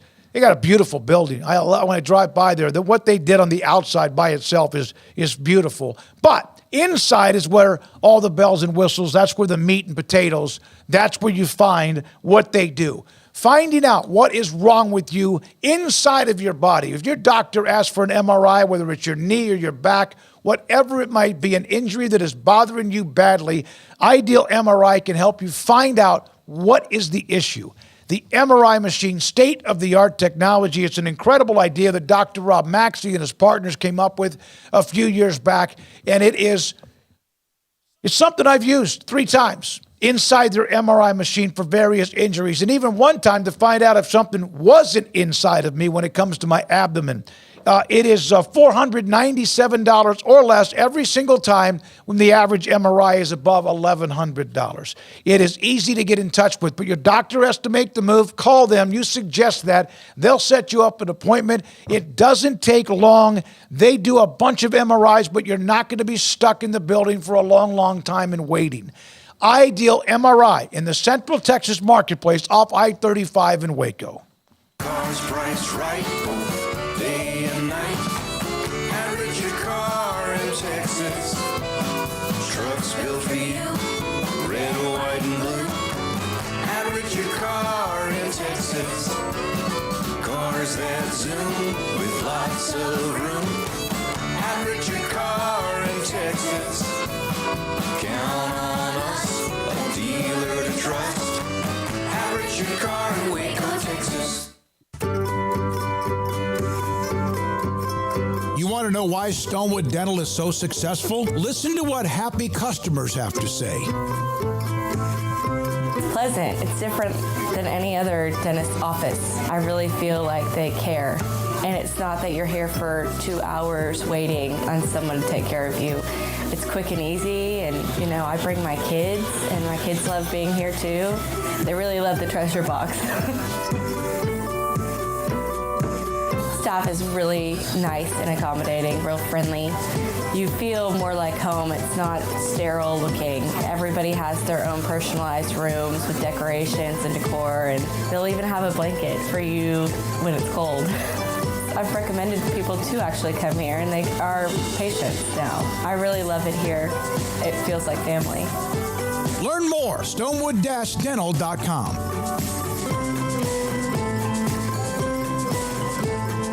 TFNB Your Bank for Life is the official local bank of Baylor Athletics. Find out why more Central Texas are making TFNB their bank for life. Sign up for our Edge checking and savings accounts to earn interest or cash back. With 5 convenient locations and an award-winning mobile app, banking has never been easier. TFNB Your Bank for Life. Member FDIC.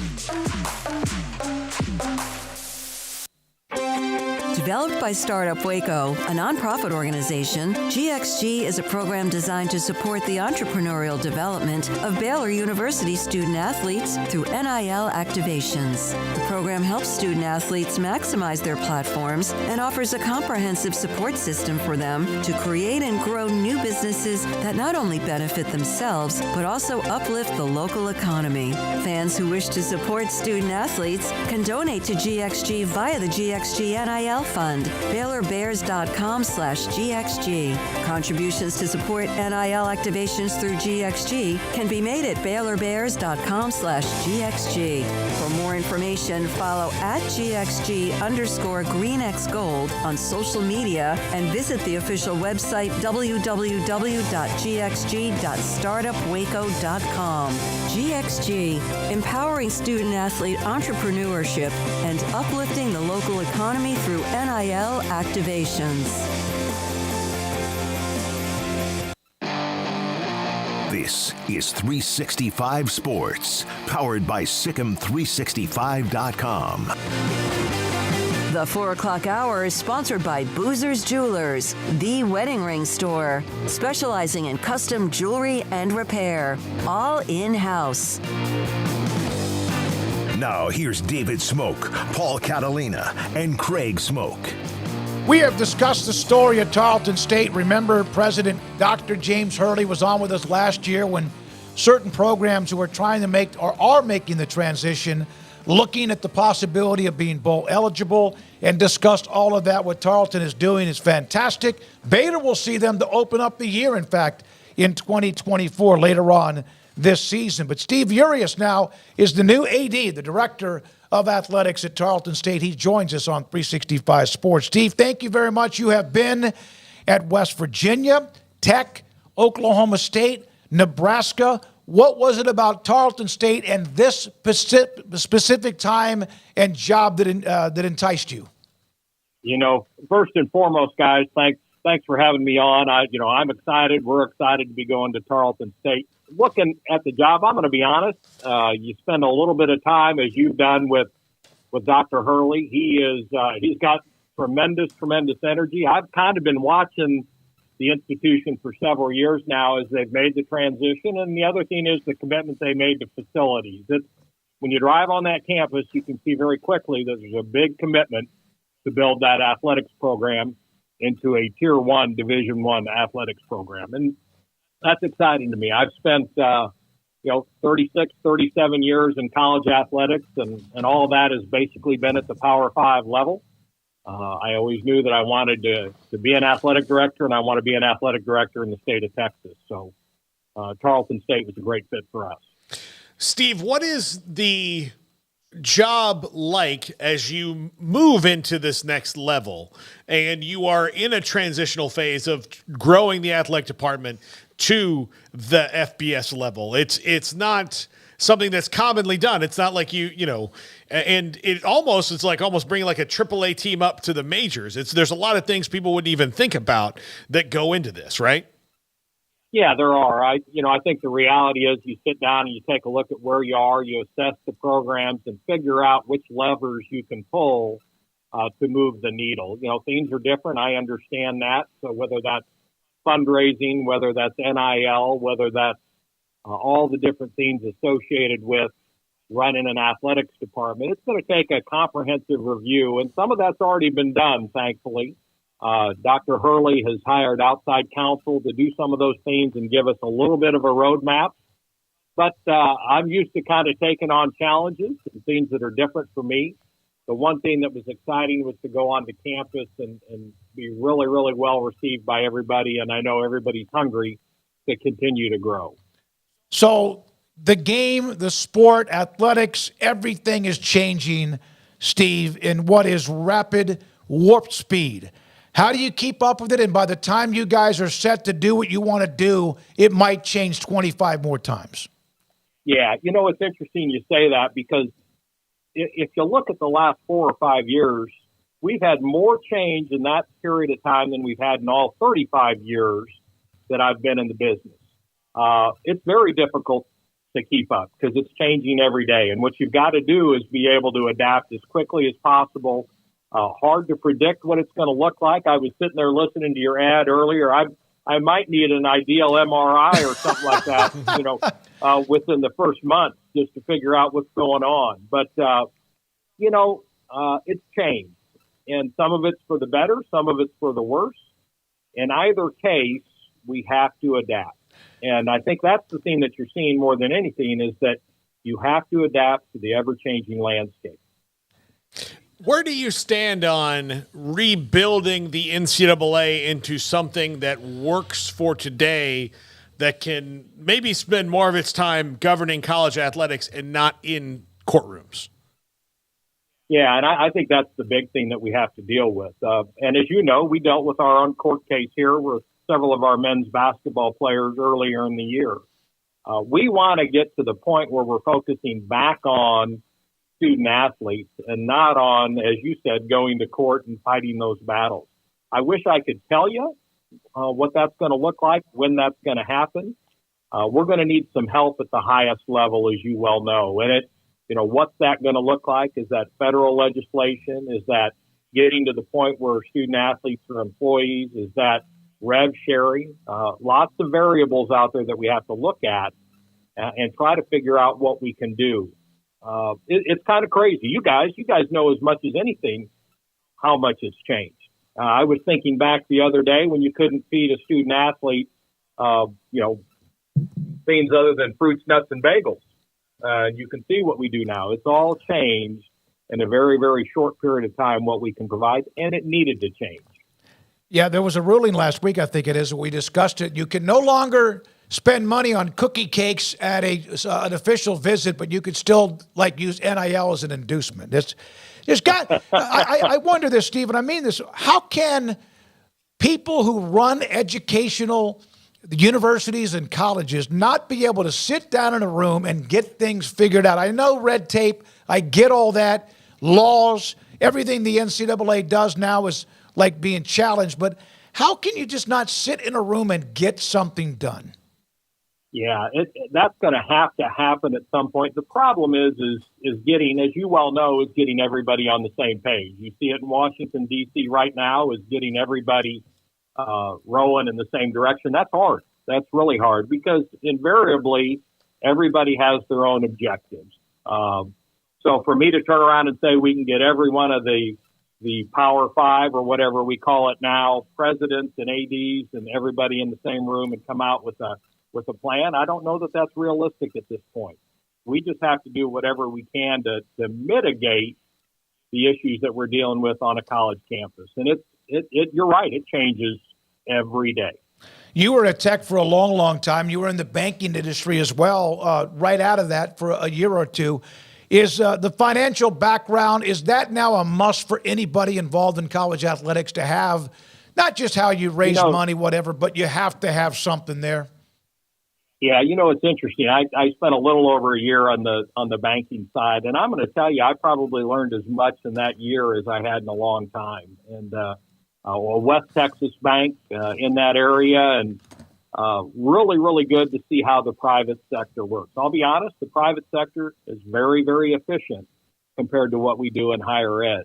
So it gave me a new perspective. And then the finance side allows you to go through and look at, hey, how do you make decisions taking as much of your heart out of it and make business decisions? And that's really kind of where we're headed in college athletics. As you know, it's become more of a business. Steve, is student athlete lost? Is that something now that we no longer even recognize? I struggle with that because you don't hear people talking about the academics as much as you did before. I started my career on the academic side of athletics, and I'm hoping the pendulum will start to swing back. I think it will in time because this is not sustainable in the format that we have it right now. It's just not. And student has to be in there. I think you guys know the vast majority of Division I student athletes do not go on and play professional sports. I spoke to our football team the other morning out there with Coach Witten, and I told them my ultimate goal is that they all graduate from Tarleton State University. Those that have the chance make millions of dollars and donate half of it back to us. It doesn't always work that way. But we've got to get education back to being a priority. With what you see, with even the thoughts that the Big Ten, the SEC might just gobble everything up or separate, which again is speculation, but it's out there. And now the 4 autonomy conferences with the Pac-12's demise and Oregon State, Washington State, the only ones left, and who knows what happens with them. With this separation type feeling, is there a concern at Tarleton State, schools of your size who are trying to get into that level, that by the time you do, it'll also be another separation? Yeah, and that's a great question because, we don't know how big that gap will continue to grow. And it is growing, the haves and the have-nots. I can tell you, though, I would not have gone to Tarleton State University were there not a commitment to fund our program at the highest level that we can and grow the program. Are you an Ohio State? Are you, a Big Ten budget? Absolutely not. We all know that. But I do worry about being able to compete at that level. But we've got to do everything we can. It was fun to be around student athletes there that were super excited about getting out on the field. I heard a little bit about NIL, but not as much as I hear in my current role. Steve, Tarleton State, the commitment is there. Dr. Hurley, when we had him on, was fantastic, and he reached out to me when you were brought in on Monday officially. Thanks for being a part of it. We will talk again soon. See you, in fact, in September, when Tarleton State plays at McLean Stadium against Baylor. Absolutely. I look forward to meeting you guys in person. Yes, sir. Steve Uryasz, Tarleton State Director of Athletics, with us on 365 Sports. So you have these teams. We mentioned it. The reason why Dr. Hurley was on is these teams that are trying to make the transition, probationary period, and yet could be bowl eligible. Eventually, there just were enough spots open where I think one or two teams got that. But it is a process, and then in the middle of all this process, everything else around you in college athletics is changing for the possibility of even more of a separation. Appreciate his time. I think it's really super interesting what they have going on at Tarleton, like in the effort to try to get bigger. When there are schools out there, like we saw, are trying to get smaller. So, they're trying to make the move for sure. All right. When we come back, Craig, anything on what we heard? No, yeah. I mean, it's an interesting topic and one that I'm looking forward to seeing how successful they are in their attempts and just what all that looks like. But it's an interesting time to be diving into the deep end, so to speak. But they sound like they've got their plan in place, and just looking forward to seeing how this works out in this new landscape, because it's anybody's guess of what their journey looks like, much less even the top schools who are cemented. We don't know exactly what their futures look like. That's going to be fascinating. So he was at Tech, Oklahoma State, West Virginia, and also at the University of Nebraska. So he's had a lot of experience in athletics when it comes to some of the Power 5, or now what you want to call Power 4, whatever it's called. Cornelio, back to the quarterback list. One note about when he's talking about we had Manziel right outside the top 10, or Bill Connolly did.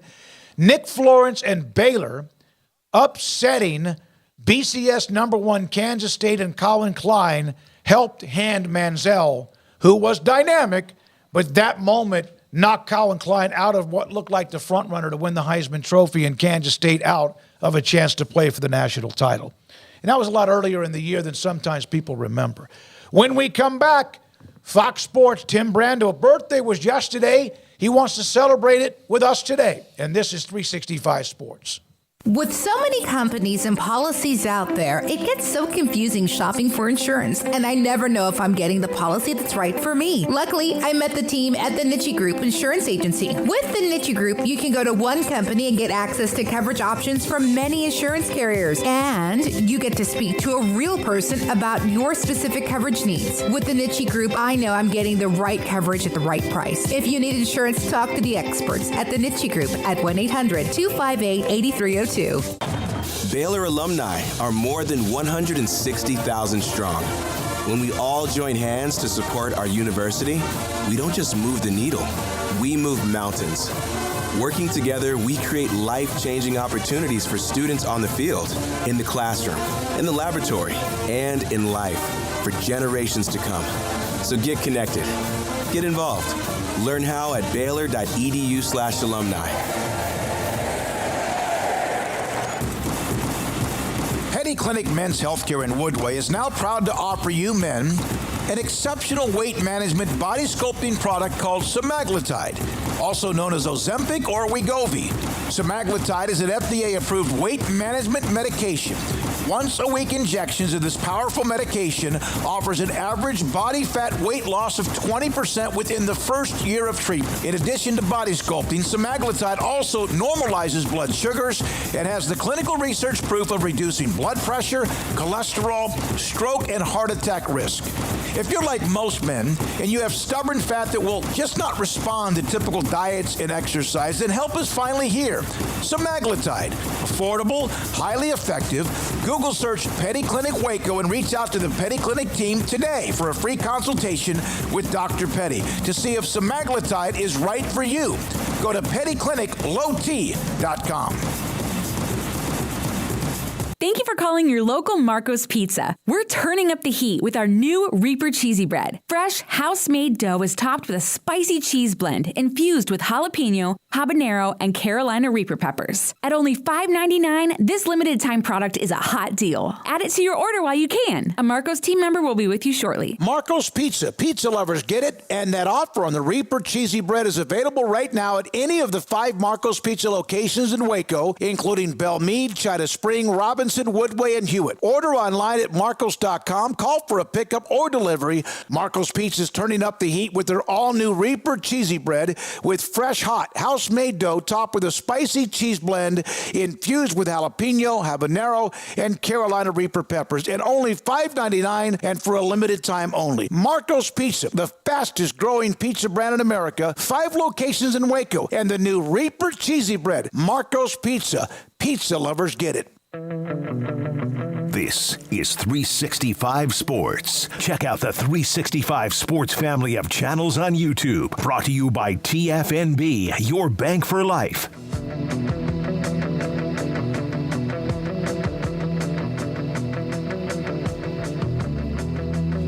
We will have Tim Brando momentarily. Here's a note, a high school football note in Texas. The UIL runs sports in Texas. The private schools have TAPS. The UIL University Interscholastic League, Galena Park North Shore has been a phenomenal program. Coach K's no longer there. He's now on staff, I think, even at Houston. They have suspended North Shore offensive coordinator Andrew Cameron for 3 years of being involved in anything UIL. That's a long time. Admitted to recruiting kids from other schools to the 5-time state champion. Of course, they had the run where they beat Duncanville on the Hail Mary. Duncanville finally has gotten them back the last couple of years. You see coaches reprimanded. Maybe, in fact, the head coach at North Shore can't coach the first 2 district games. That's a big deal. You had to have been very blatant about what you were doing. For come to the attention, he will now not be able to be a part of the UIL in football or anything for 3 years. That's a long suspension. That is, yeah, because it happens in a lot of schools. I want to throw a blanket and say everywhere, but recruiting kind of goes on at a lot of places. But you don't really ever hear anything about any kind of punishment for it, because most of the time when a kid changes schools, you mostly hear, well, he can't play, he's got to sit out, he didn't move in the right amount of time, or he moved for athletic reasons, and you find all that stuff out. But when you've got a coach that's been so blatantly doing it, he has to admit to it. Man, that's something we have not. I can't even think that I've seen. I think it's the fact that recruiting is going on in Texas high school football is pretty obvious and has been for a while. And everybody wants to pretend like it's some sacred, cherished thing that that would never happen or something. But it absolutely does. The bigger programs are picking guys off from the smaller schools. It's no different than maybe what we see in college to some extent. I'm not surprised by the fact that somebody got popped for recruiting, because I won't, but I could name several, or at least a handful of programs that I believe have all done that in the last few years, and they've won state titles in part by doing so. But yeah, to actually get punished for it to that extent, that means that you were you had to be like standing outside of the UIL office with stacks of cash and a megaphone saying, I'm offering this to this kid, and there's nothing you can do about it. I mean, to get that type of punishment, you had to really cross some lines. The program was not hit, which maybe the NCAA can learn from that, but those involved in the infractions were, in fact, hammered. We're now joined by Fox Sports great Happy Birthday Boy with Tim Brando on. It's been too long. Tim joins us on 365 Sports with Paul Craig, and I'm David Smoak. I know you're in full throttle basketball mode, but we haven't had you on in a while. What about all these lawsuits, the NCAA losing left and right, and are they even in anything anymore? I think it's just bearing out all the things, fellas, that I've been saying all along. They're borderline extinct. I mean, we're talking about the NCAA not having any part of college football forever at the Division I level, probably within the next 2 years. And I would submit to you that the NCAA as a body, complete body, all right, the only thing keeping the NCAA afloat is what? The men's NCAA basketball championships, the greatest show on earth in amateur athletics, which starts in just a few weeks. The 3 greatest weeks of college athletics, in my view, the NCAA basketball tournaments. The only thing they've gotten right. Dave Gavitt's son, Dan Gavitt, runs it, does a great job with it, has for quite some time. And it makes all the money that keeps those smaller programs alive, and it makes all the money that keeps the bigger programs associated with the NCAA. There would be no reason whatsoever for any of the major conferences to be a part of the NCAA, if not for the men's NCAA basketball championship. It funds more than 80% of the non-revenue producing championships themselves. And make no doubt about it, even though the women's tournament has done well and just got a brand new contract, that new contract with ESPN, the current contract with CBS and Warner Brothers that runs through 2032, could be challenged in a court of law, and that contract could be null and void if, in fact, those schools wanted to pull away completely from the NCAA. So that's what we're learning here. They have been a neo-colonial outfit. How many times have you heard me say this? Oh, yeah. That have been operating outside the Sherman Antitrust Act forever.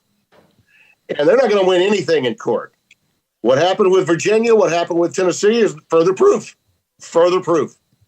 So they are clinging precariously. And they've got Charlie Baker saying, well, I'm going to do this, and we're going to find a way to get Congress involved.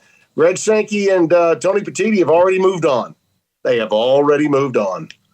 Okay? They are making plans to make sure that they can come up with the fundamental approach to self-govern. And I think those two entities are going to be the lead dogs in this. And the other conferences, including the Big 12 with Brett Yormark, he's a pretty smart man. I think he knows that that's the future. And I'm pretty sure everybody knows now that's the future. And I think what I'm telling you about the basketball tournament is something nobody's really talking about.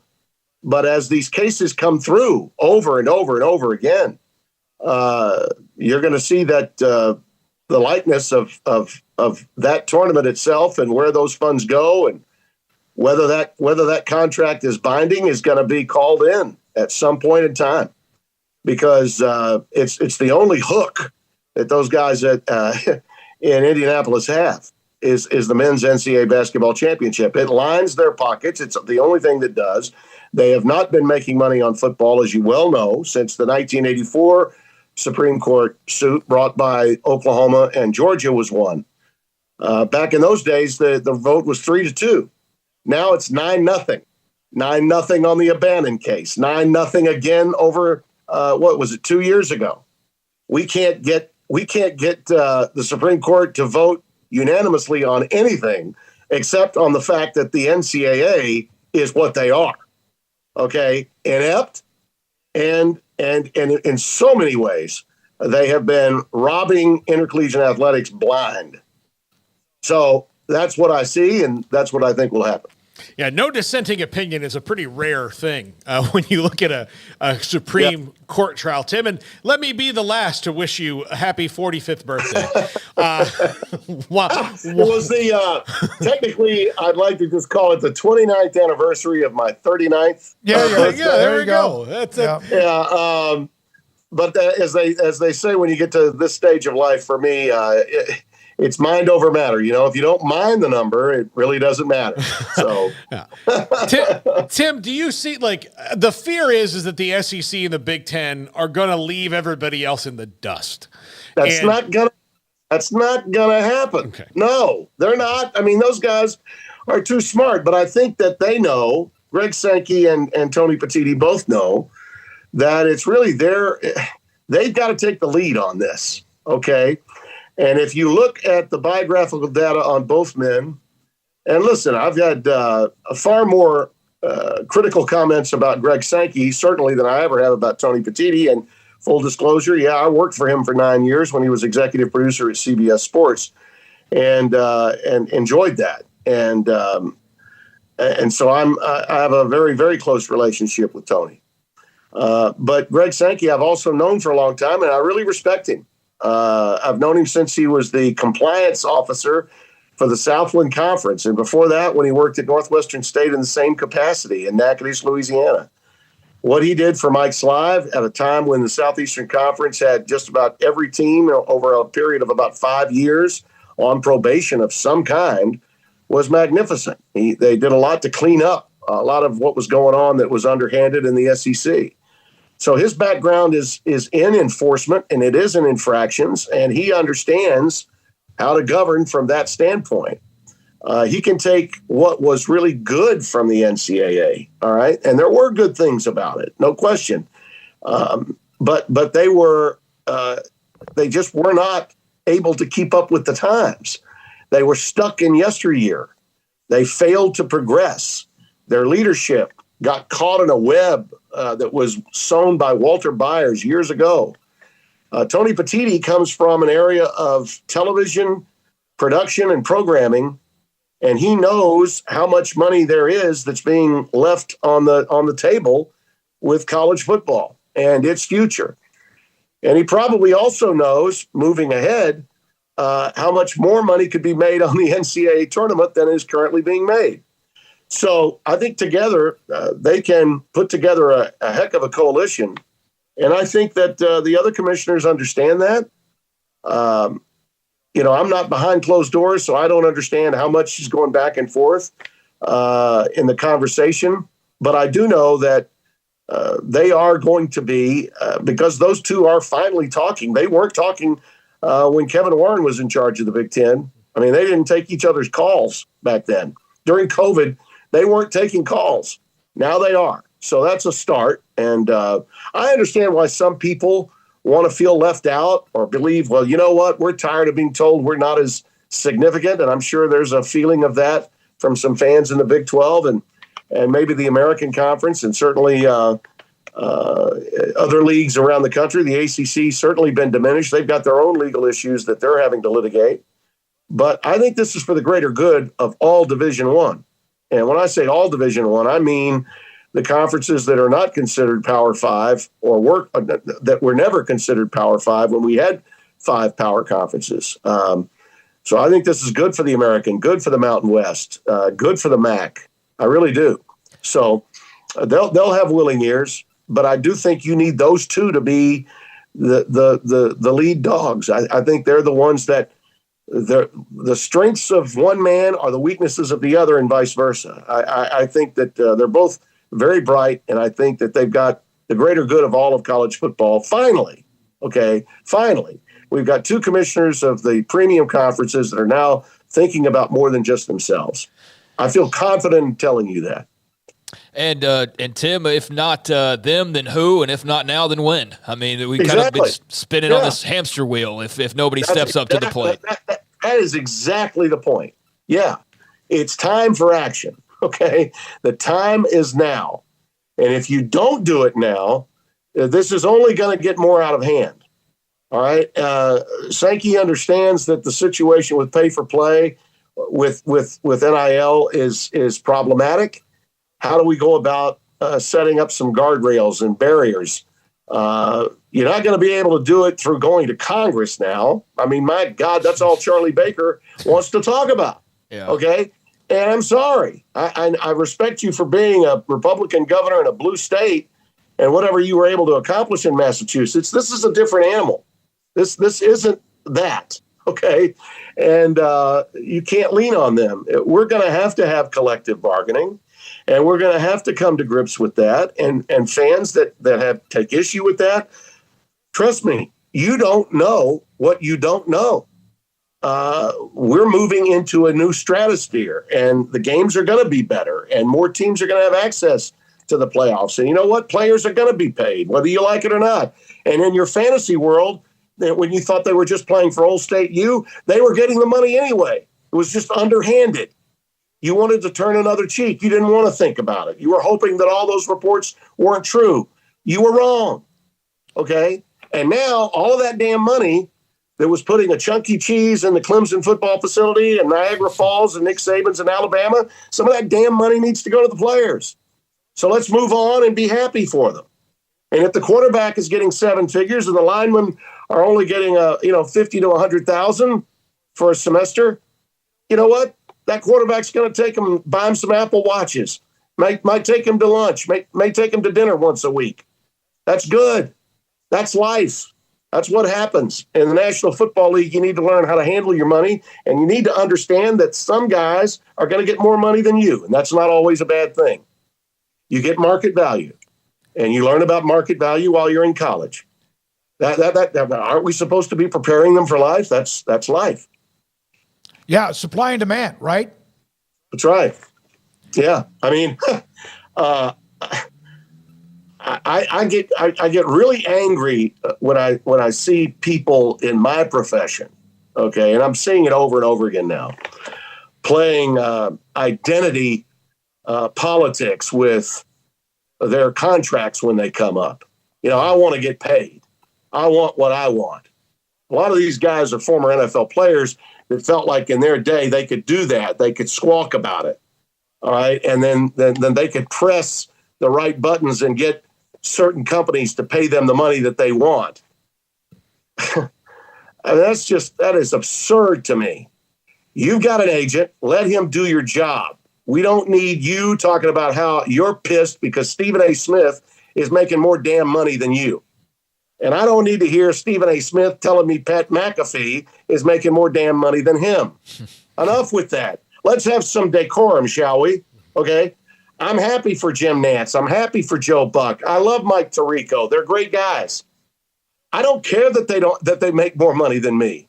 I've had a wonderful life. I enjoy what I have. And I'm thankful that I'm going to be at it for another 3 years. And if I want to do it after another 3 years are over, I hope to do it some more if they'll have me. But I don't think America gives a rat's ass how much money these guys make. And yet they want to go on social media and put pressure on their guy. I mean, please. And players see this stuff, and it's garbage. That kind of influence is not the influence of great leadership. So we in the media have got to do a better job of that. Okay, players at the collegiate level have to understand that you're going to be protecting the guy that's worth a lot. Just like the players for the New England Patriots knew they were going to get rings and going to get a lot of money if Tom Brady was successful. Okay, Tom Brady made 10 times the money some of those guys made. But were they happy to have that life, that run, whether it was for 4 years or 6 years or 7?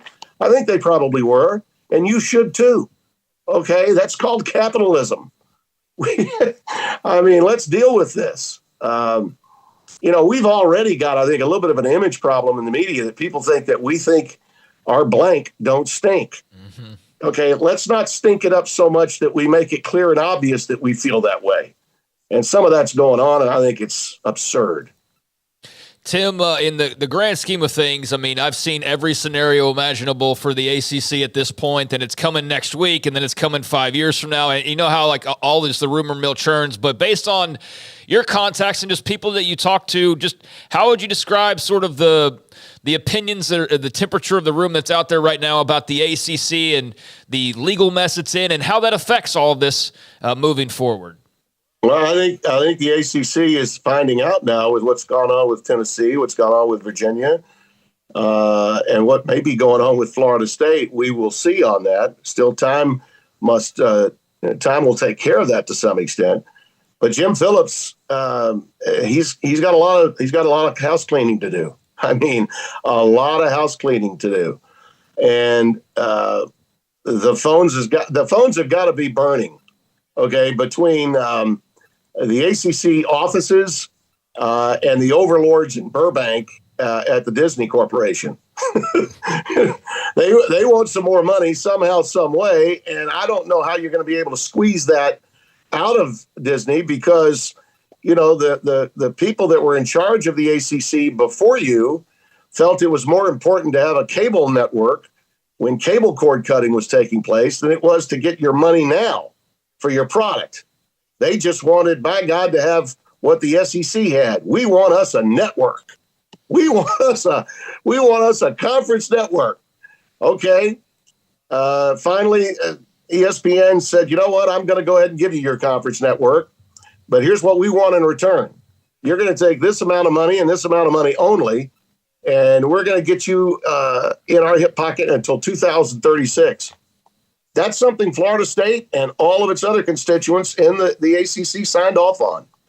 Now, how the courts decide to rule on that, that's I have no idea which direction that'll go in. But Disney doesn't need my they don't need my help and my support. But I would say that they've got a pretty good legal leg to stand on, wouldn't you? Based on what they did and what the grant of rights was and what the ACC presidents all signed off on.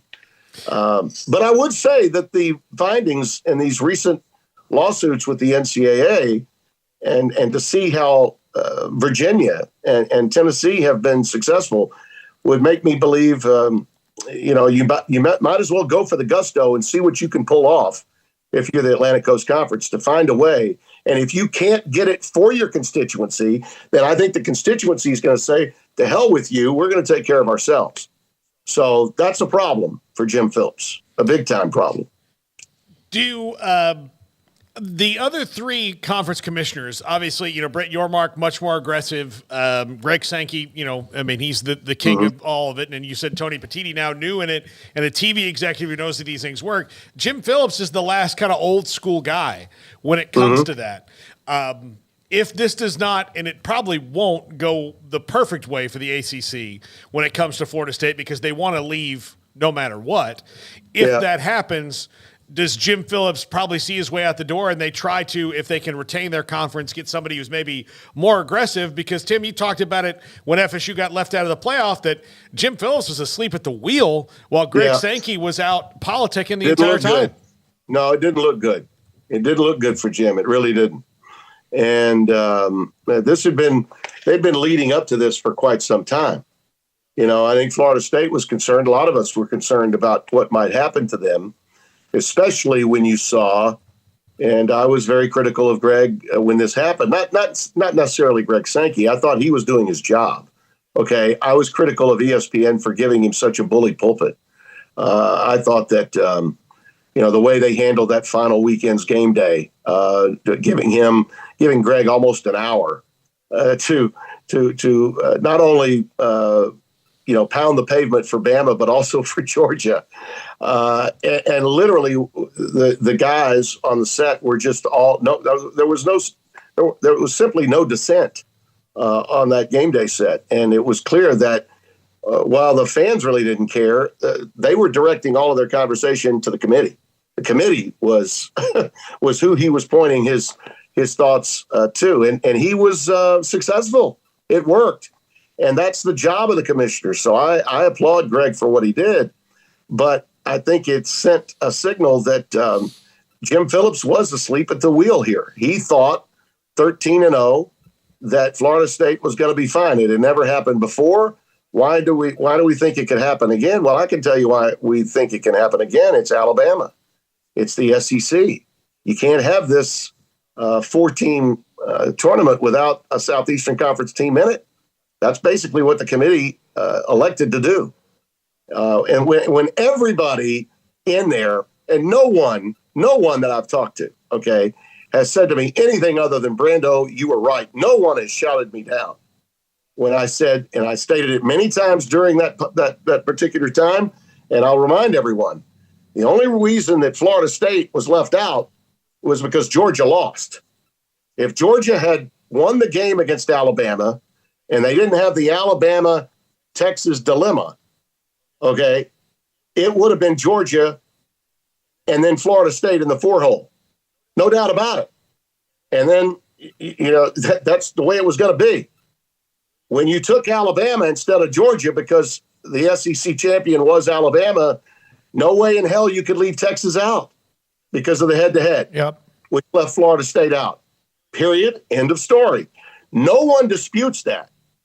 And I had sources within that room telling me that was in fact the case. No one would publicly state it because they obviously never state publicly what the real truth is. That's been the problem with the committee since the beginning, the lack of transparency.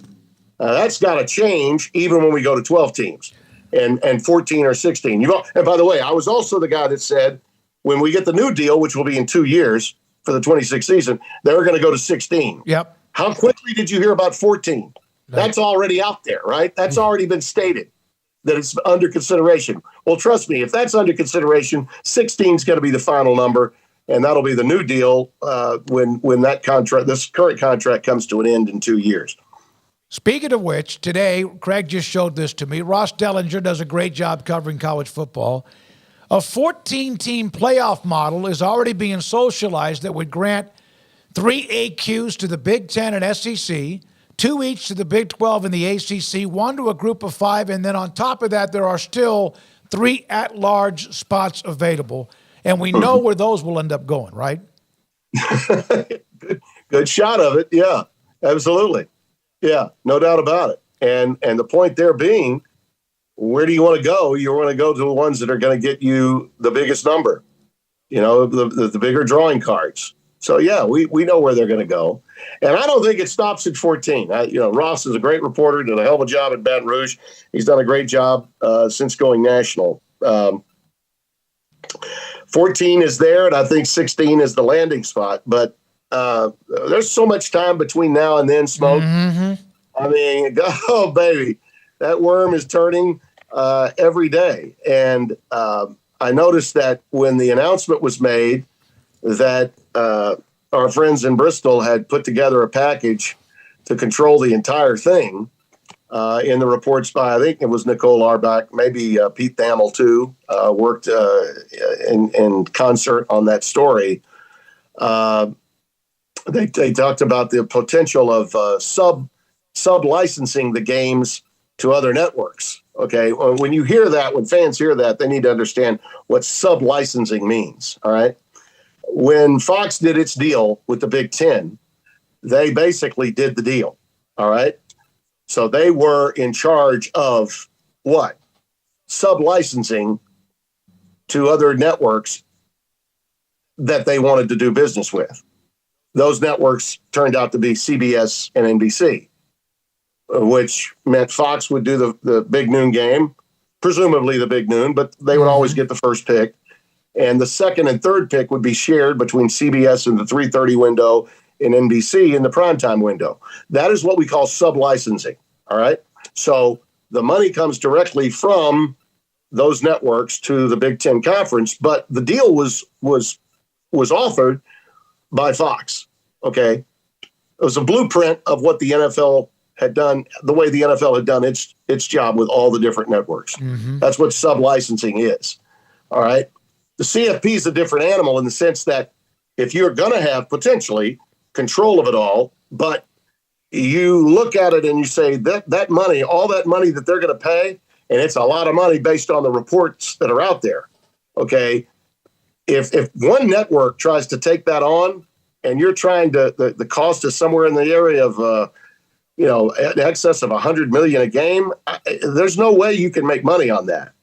So you have to sub-license it out, which means, in all likelihood, if ESPN does get this deal approved and they finally get it done, and that's all up for conversation, still a lot of time between now and the time that deal could be ratified, based on the reporting of those people, you could see as many as 2 or 3 different networks involved in the college football playoff.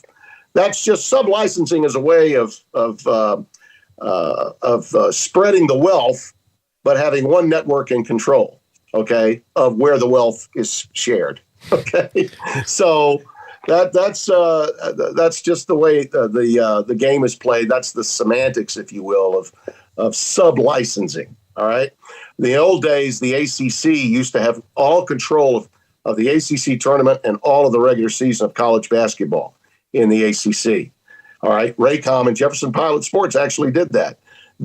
Sub-licensing meant they would take many of their games and sell those games to the networks, whether it was NBC or CBS, and they would purchase them for a price, which helped defray some of the cost for what the rights fees were that Raycom had paid. Years later, it flipped. ESPN got control of that, but Raycom and the ACC held on to a certain amount of the regular season too, including the tournament. So sub-licensing is the way it's stated, and I think a lot of times it confuses people. But what it means is, yeah, you're in control of it, but no, you're not going to carry all of it. Okay, other networks are going to be involved in airing it. We'll see which direction and what networks get involved, but And again, that's just my view, 30,000 feet, but the inner workings of sports television being what it is, that's what that means. Tim, there's also talk about the NCAA tournament expanding, and you just mentioned it's the greatest 3 weeks in college athletics. It's wonderful. It's beautiful. It's a symphony, and it's perfect. Expanding it to me would be a terrible idea. We don't know how much they want to expand it, but that would be maybe biting off more than they should chew. I agree in the current format. If it ain't broke, don't fix it. Mm-hmm. And this thing is not broken. Okay, it's the best that it's ever been. I have been adamant about the need for greater attention to the regular season in college basketball. I am constantly pounding the drum and the pavement about how little college basketball's regular season is covered. I still maintain that that's true. Here I am with you. We're inside 3 weeks away from Selection Sunday, and we're certainly not talking about college basketball. We're talking about football. We're talking about deals. We're talking about the NCAA tournament and the potential of all that. We're not really talking about the game at all. College basketball, in terms of its importance to the networks, is clear. Every night we see it ad nauseum. It's a volume dealer. Okay, ESPN, ESPN2, Fox, FS1, games are on every night. Okay, but turn on those same networks during the day, nothing discussed. Zero. A lot of NBA, a lot of Bronny, a lot of LeBron, a lot of Aaron Rodgers, a lot of Tom Brady, a lot of Steph Curry, a lot of NBA All-Star Weekend, which was an absolute abomination. And I'm doing 1 versus 4, Marquette and Connecticut, and nobody seems to give a damn on the same weekend. And we're talking in late February, 1 versus 4. And by the way, it was the highest rated game of the day that day. It was a 28-point blowout. All right. The game was not competitive in the second half. UConn played one of its best games. And of course, they went on the road later that week and got hammered at Creighton. That's college basketball. That's how it works. But we need to restore college basketball's regular season, not deflate it even further. And by expanding the tournament, that's exactly what you're going to do. And the conference tournaments would be null and void if you did that. Why have them? Those automatic bids for the smaller conferences that, with the exception of the Ivy League recently, have all given the automatic bids to those leagues. That's the biggest thing for a college basketball junkie. You watch those games solely to see the experience for those Cinderella stories. You take that away. Mm-hmm. Championship week was always, when I worked at ESPN, besides the first 2 days of the NCAAs on that Thursday and Friday, I thought the most enjoyable weekend was championship week, when you had all of these conference tournaments, the MAC, the TAC, the WAC, ECAC, the NAC, the NEC, MAC, NAC, TAC, NEC, all that week. When you saw those teams playing for that one spot, that coveted one position to play in the NCAA tournament, man, oh man, that was just awesome. We'd be ruining that if we expanded it. So, no, I'm not in favor of that at all. Happy birthday, Tim Brando. Appreciate you, man. Thanks, fellas. Thank you. Thanks. As you always, the insight, knowledge, and what he has with the opinion of what's going on. And Craig, you're the one that showed me the Ross Dellinger 14-team playoff and your response to him on Twitter. Go ahead and read it if you want to. I mean, I can just say it here as we flesh it out. I mean, it's that's a different thing. Yeah, I mean, I don't know why we're even spending time on 14. Why don't I just go to 16? Like, that's where we're going. So why are we pity-patting around this 14-team idea? Like, why are we even wasting time on that? That's my first thought on the Ross Dellinger tweet. And the second, or really the first one, was that everybody's going to take this and then, oh my God, but it's just discussion. That's all it is. It's like anything else. He's thrown out a million scenarios that are getting discussed. And so this particular one, I think it depends on who you talk to. I mean, guys, in a 14 team, if you're the Big 12 or the ACC, and maybe the ACC not as much, if you're the Big 12, I think in an expanded playoff, like 2 automatic qualifiers, I think you're kind of okay with that. But the part of it that is going to be hard to swallow is I know you're being told basically like you're gonna eat what we give you, and it doesn't matter what you like. So you're going to be lucky to have 2 automatic qualifiers. Is probably going to be the message.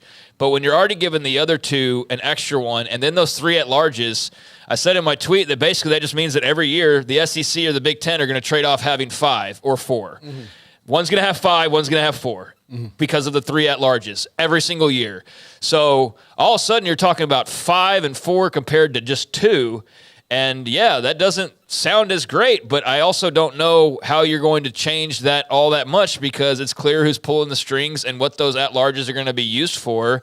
And it's going to be used to get the 4th, 5th, maybe even 6th team from one of those 2 leagues in every single year. So I don't know if it's avoidable at all, but that's an interesting scenario that initially I thought, 2 automatic qualifiers. And then the more I kind of stewed on it, but those at-larges are really what tips the scales to where that 2 is a drop in the bucket compared to having the 5th place team get into the playoff of they're like, I get it, they're good, and there's new teams coming in. The Big Ten before the expansion would have absolutely no business having their 5th best team get in the playoff. Adding Oregon and Washington and USC and UCLA, you can at least go, okay, I can understand that a little bit more. But yeah, that's a large, that's going to be half the field, just those 2, which is, I don't think all that surprising. Everybody else get better. Everybody else get better. More difficult, even though politically you probably won't. I don't think we're going to 14's not going to matter. No, and look, the 14 is probably, they throw that out there so you go, I don't know if I like 14 all that much. I'll say that, Wendy's yesterday did something really interesting and wound up being stupid. I saw that. In that they said that, hey, we're going to introduce dynamic pricing where a Baconator might be more like surge pricing like Uber. And it was met in 24 hours with such repute of how in the hell am I going to pay more for a Baconator just because I showed up at 6:15? Yeah. I think 14. Hey, if you were having a bad night and you needed something in your stomach at 2:15 a.m. and you were in college, you would have paid $100. I probably would have noticed. That's the problem. I would have paid a little bit more for Jack and the Crack tacos at like 2:30 in the morning. Yeah. But again, just don't tell me you're doing that. Just sneak it in on me, right? And I'll, drunk as hell in the drive-through. 14 seems to be like, hey, we're gonna do this, and then they'll see that the attitude is like, whoa, if you're just gonna, let's just go to 16. Like, I can't wrap my head around this. If you go to 16, then then it fits better. We're doing 12 for 2 years. Yeah. So why are we haven't even done it yet? Right. Yeah. But exactly. But why are we even gonna pretend like 14 is gonna be like the long run number and that's gonna last for 10? It's not. We already know it's like 12 wasn't even finalized before 14 was talked about, and then 12 got finalized and we automatically started talking about 16. So why waste a couple years of the 14 nonsense?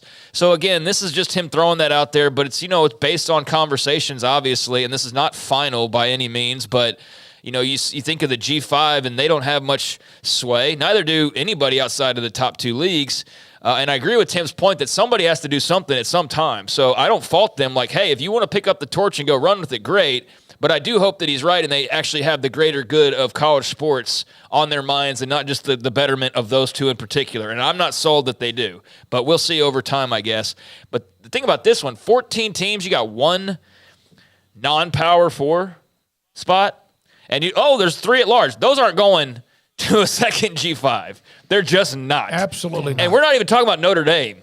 So that might take up 1. So then you're left with 2. And so I'm not going to get too worked up over this because this is probably not even going to happen. Yeah. But it's at least giving you an idea of sort of where the pieces are being maneuvered. And so, in this, you already have. It's like the other conferences, if Sankey and Petiti, they have all the leverage, but it's almost like they think people are stupid.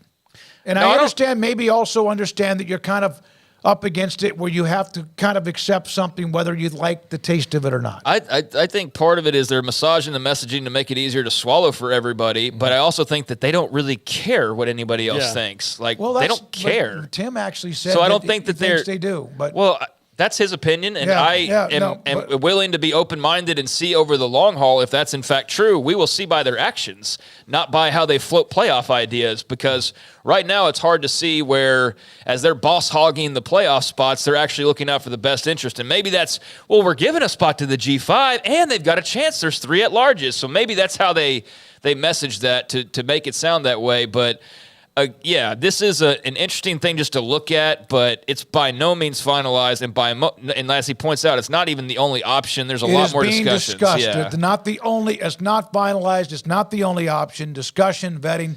But here we are. We always hear about they have 30 days. Here's a note from Jeremiah Donati, TCU athletic director, the one that is about the college football playoff expansion. I'm not involved in negotiations of the extension, but it feels as though there are 2 conferences trying to stack the deck against everyone else, potentially going to create competitive inequity that I don't think is good for college football. I don't think fans want that. That's really disheartening. Hopefully it doesn't work out that way, but it seemed like the direction we're going. Yeah, that's why I don't like the automatic qualifier. Like, you go to 16 if you want to, if you're going to do that, but if you just leave out the automatic qualifiers, I think I'd be fine with it, even knowing how that's going to go. Right. Like, I know how it's going to go if you left him out. But telling me that, like, outside of the conference champion, you have to have these other automatic qualifiers, that's where I feel like this is being massaged too much because, you know, I mean, I know that in a 34-team blob that those 2 conferences are, it's hard to, you know, think of a season where 3 teams in one of them may not be playoff worthy. But, like, I'd rather just not have to think about it. Like, give me 16 teams, give me the, you know, every conference champion and the 11 teams after that, and then I'm fine with that. Like, that's easy for me. Yeah. That's easy for me. It's simple, it's clean, and all that. And then in that scenario, the SEC and Big Ten likely went out no matter what. But I do think this is them throwing their weight around to make sure that they, even though that, you know, Tim Brando says they don't want the, you know, the other leagues not to be there, they are telling the other leagues, you're lucky to be here. Yes, like, it's absolutely. It's that thing. It's that line of, we could do this without you. We don't want to, but so that you don't really piss us off, let's make sure that everybody's, That's not a healthy relationship. Yeah. Let's grease some palms here and make sure. That's what I don't like. And I totally agree with Jeremiah Donati that said, if you're going to slant things towards 2 leagues and say that, well, just because they're this size, well, I mean, come on. Like, that's just, it's not what, like, expanding the playoff was supposed to make this better, and they're trying to find ways to make it a bigger the same. All right, when we come back, Paul Catalina and his top 5. This is 365 Sports. Waco Custom Marketplace is your hometown grocery store with a full-service butcher shop and bakery. Hi, this is David Smoak. The butcher shop can take your customized orders for seafood, pork, and poultry and custom cut your favorite steaks from bacon wrap fillets, sirloin steaks, bone-in ribeyes, boneless ribeyes, and even prime rib. Cut specifically the way you want, the thickness that you want. They're all delicious. They have Norwegian salmon, mahi-mahi, catfish fillets, sliced ham or turkey, variety of cheese, and several options of sausage links, and even regular jalapeno or cheese snack sticks. Fresh chicken breast or whole chickens, sliced bacon, pork chops, and ground beef, marinated beef or chicken fajitas, and always large briskets and tri-tip available, plus fresh vegetables. So the great product, customer service, and tradition continues at Waco Custom Marketplace, a full-service butcher shop and bakery, open Monday through Saturday. The Bauer family, Waco Custom Marketplace, 425 Lake Air Drive in Waco, or WacoCustomMarketplace.com. It's time for Paul Catalina's Top 5, brought to you by Texas Beef House. Where's the best beef in Texas? Your house when you order from Texas Beef House. Unleash the flavor of Texas-raised Wagyu. From our pasture to your plate, TexasBeefHouse.com. All right, top 5 interesting nuggets from the NFLPA report card. Now, I don't know if how many people saw this, but I found this really, really interesting. In that every year, the NFL Players Association grades the teams on certain categories and sends a report card to the league, and then they find out, you know, what they are. So 32 report cards came out, and the grading scale is, based on things like family involvement, and daycare, things like that, locker room facilities, upgrades, all that. And there were some interesting little nuggets here. Now, this one is interesting, but it shouldn't be surprising. But I did want to get the three of you's opinion on it. Washington came in. I thought Cincinnati was. No, Cincinnati, Washington beat Cincinnati beat them by a hair. It was a Dewey versus Truman kind of a thing. So who was dead last? Washington was dead last. Washington and dead last. No, but I actually watched and read that Cincinnati was dead last, which is surprising. But okay, well, that doesn't surprise me at all. Well, they were both their both grades are very similar. Yeah, you're being very biased against using Cincinnati instead of Washington. I mean, I'm not surprised Daniel Snyder was scum, and I'm glad that he's gone. I hope that the new ownership can actually rekindle my love of Washington. I have not been very happy with much of anything the last several years, really since RG3 got hurt. Just started a downward spiral of about a decade of just nothingness. So, yeah, they're terribly ran or were terribly ran, and hopefully there's better days in store. Lord knows Washington fans deserve something better than what they got with Daniel Snyder over the years. So, yeah, not surprised to hear, based on the way he treated his own employees, in various reports out there, not surprised that they were dead last as far as some of these categories go. Yes. By the way, in case you're wondering, Smokey, here's their bad grades, the ones that would get you in a lot of trouble. If this was your report card, you would be grounded for a month. A lot of red ink? Yes. Treatment of families, F-. Food and cafeteria, D+. There you go. Locker room, F-. Training room, F-. Training staff, F. Team travel, F. Yeah. So. Yeah, they cut corners, and even where there weren't corners. Yeah, absolutely. So there you go. Washington, dead last. Cincinnati, not far behind, though. Mike Brown is not winning any awards for, hugging the kids of the players. I mean, not at all. But they have Burrow, and they have Chase, and they have a good team that's competitive and almost played, went all the way to the championship, in fact, they did. Number 4, and I have a theory on this, and I want you to hear me out here. Jerry Jones likes to finish second in nothing when it comes to amenities or flashy stuff. The Cowboys came in 5th overall, which is not surprising. Actually, they've been moved down to 12th. I'm sorry, they were 5th earlier. They are now 12th as these things have come in. They got an A- in treatment facilities, a B in food and all that, an A in the locker room, a C- in the training room, and a D+ in the training staff, and a C- in team travel, and a B in ownership. Sometimes I wonder if the Cowboys team did not collude to make sure the things that bother them a little bit don't get fixed immediately. Because, Jerry, he likes to throw money around at these things. And if he found out that, he's got a C- in team travel, they're about to get some nicer hotels. Yeah, no, and that could include the plane. Yeah. Even though I'm sure their charter plane is incredible. Yeah, so. I know Jerry gets an A in travel because he's on that bus or on his Lear jet or whatever. But, yeah, surprised that they're not, I guess, higher in their accommodations because of how their whole attitude is toward being the best of the best, not necessarily on the field, but certainly off of it. So you'd think that they'd have the nicest plane and the nicest hotel rooms and all of that. But I guess not. Yes. Actually, the Bengals were not in second to last. We'll talk about that in a second. Number 3, free daycare is important. The Chargers didn't get good grades on this because they charge $50 to $75 for the game day daycare at the stadium, at SoFi Stadium, as where other teams provide it free of charge for the players and their families. And it kind of reminded me of the Moneyball vending machines in Oakland where they had to pay for their soda and nowhere else they do. This is a thing that even though you're talking about guys who are millionaires and 100,000aires and make a lot of money, and this is, only a little bit like the Cowboys have free daycare. And they have free daycare at the Star. So you can bring your kid to daycare and drop them off when you're going to practice. But free daycare is a really important thing to the players. And it is kind of surprising that is a thing, but Daycare can get super And expensive. you know why it's a thing? Because if it's your significant other or your wife that has kids, you better make sure she's happy. Yeah, absolutely. But I thought that was kind of when it comes down to it, something I've never thought of in the NFL and the way it treats their players is having daycare. But, of course, I don't have kids, so it kind of escapes So there's me. 53 players on a roster. What is it now, game day?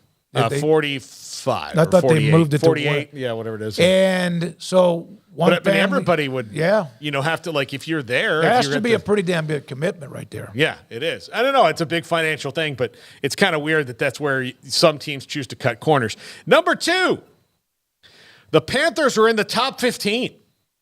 Really? Yeah. So it appears, and if you look down their rankings, if you're anybody but a coach, it's not really that bad to be a Panther.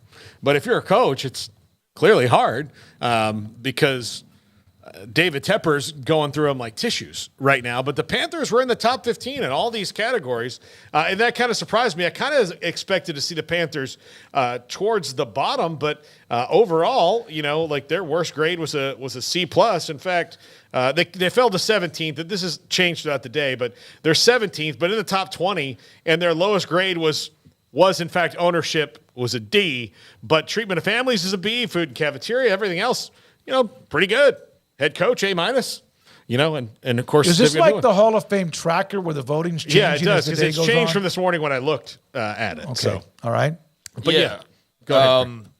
I don't know. I think that the off the field is an entirely different thing than the on the field, which he clearly sucks at in terms of hiring coaches or making personnel decisions. So, yeah, he's a guy with big pocketbooks. That was one of the attractions for Matt Rule was all the money they were going to invest in, the various facilities and sports science and all the different bells and whistles. That was basically part of the conversation that, he was probably taking an NFL job no matter what, or at least figure he probably was going to. But, certainly that was part of the enticement of the Panthers was the deep pocketbooks, but all the ability to do things that weren't just on the field. So, I'm not entirely surprised about that. I think even though he's not a good owner, you can still be a good boss, and I think he's been a good boss in terms of providing things, but that doesn't necessarily mean he runs a great business or is a good owner, like I said. And number 1, the Chiefs are 31st. Yeah, that surprised me. It's very surprising. The Hunt family, everything's first class. Okay, listen to this. Treatment of families, D+. Food, cafeteria, C-. Nutritionist, F. Locker room, F, which is a big deal last year. They didn't have chairs with backs on them to sit in. Training room, D. Training staff, F. Weight room and strength coaches are C+. Team travel is D. Head coach, A+, which is the thing that actually did keep them out of the bottom. And ownership, the Hunt family, F- from the players. I saw where there was some reasons for this was because they did promise to fix the locker rooms and did not after last year's Super Bowl. And maybe the players were just trying to send a message. But I cannot imagine the Hunt family, first class across the board as far as I've ever known, and even those who work for them. But that's surprising. All of that is so low. Yeah, absolutely. But they do win Super Bowls. Yeah. Despite the conditions. Yeah.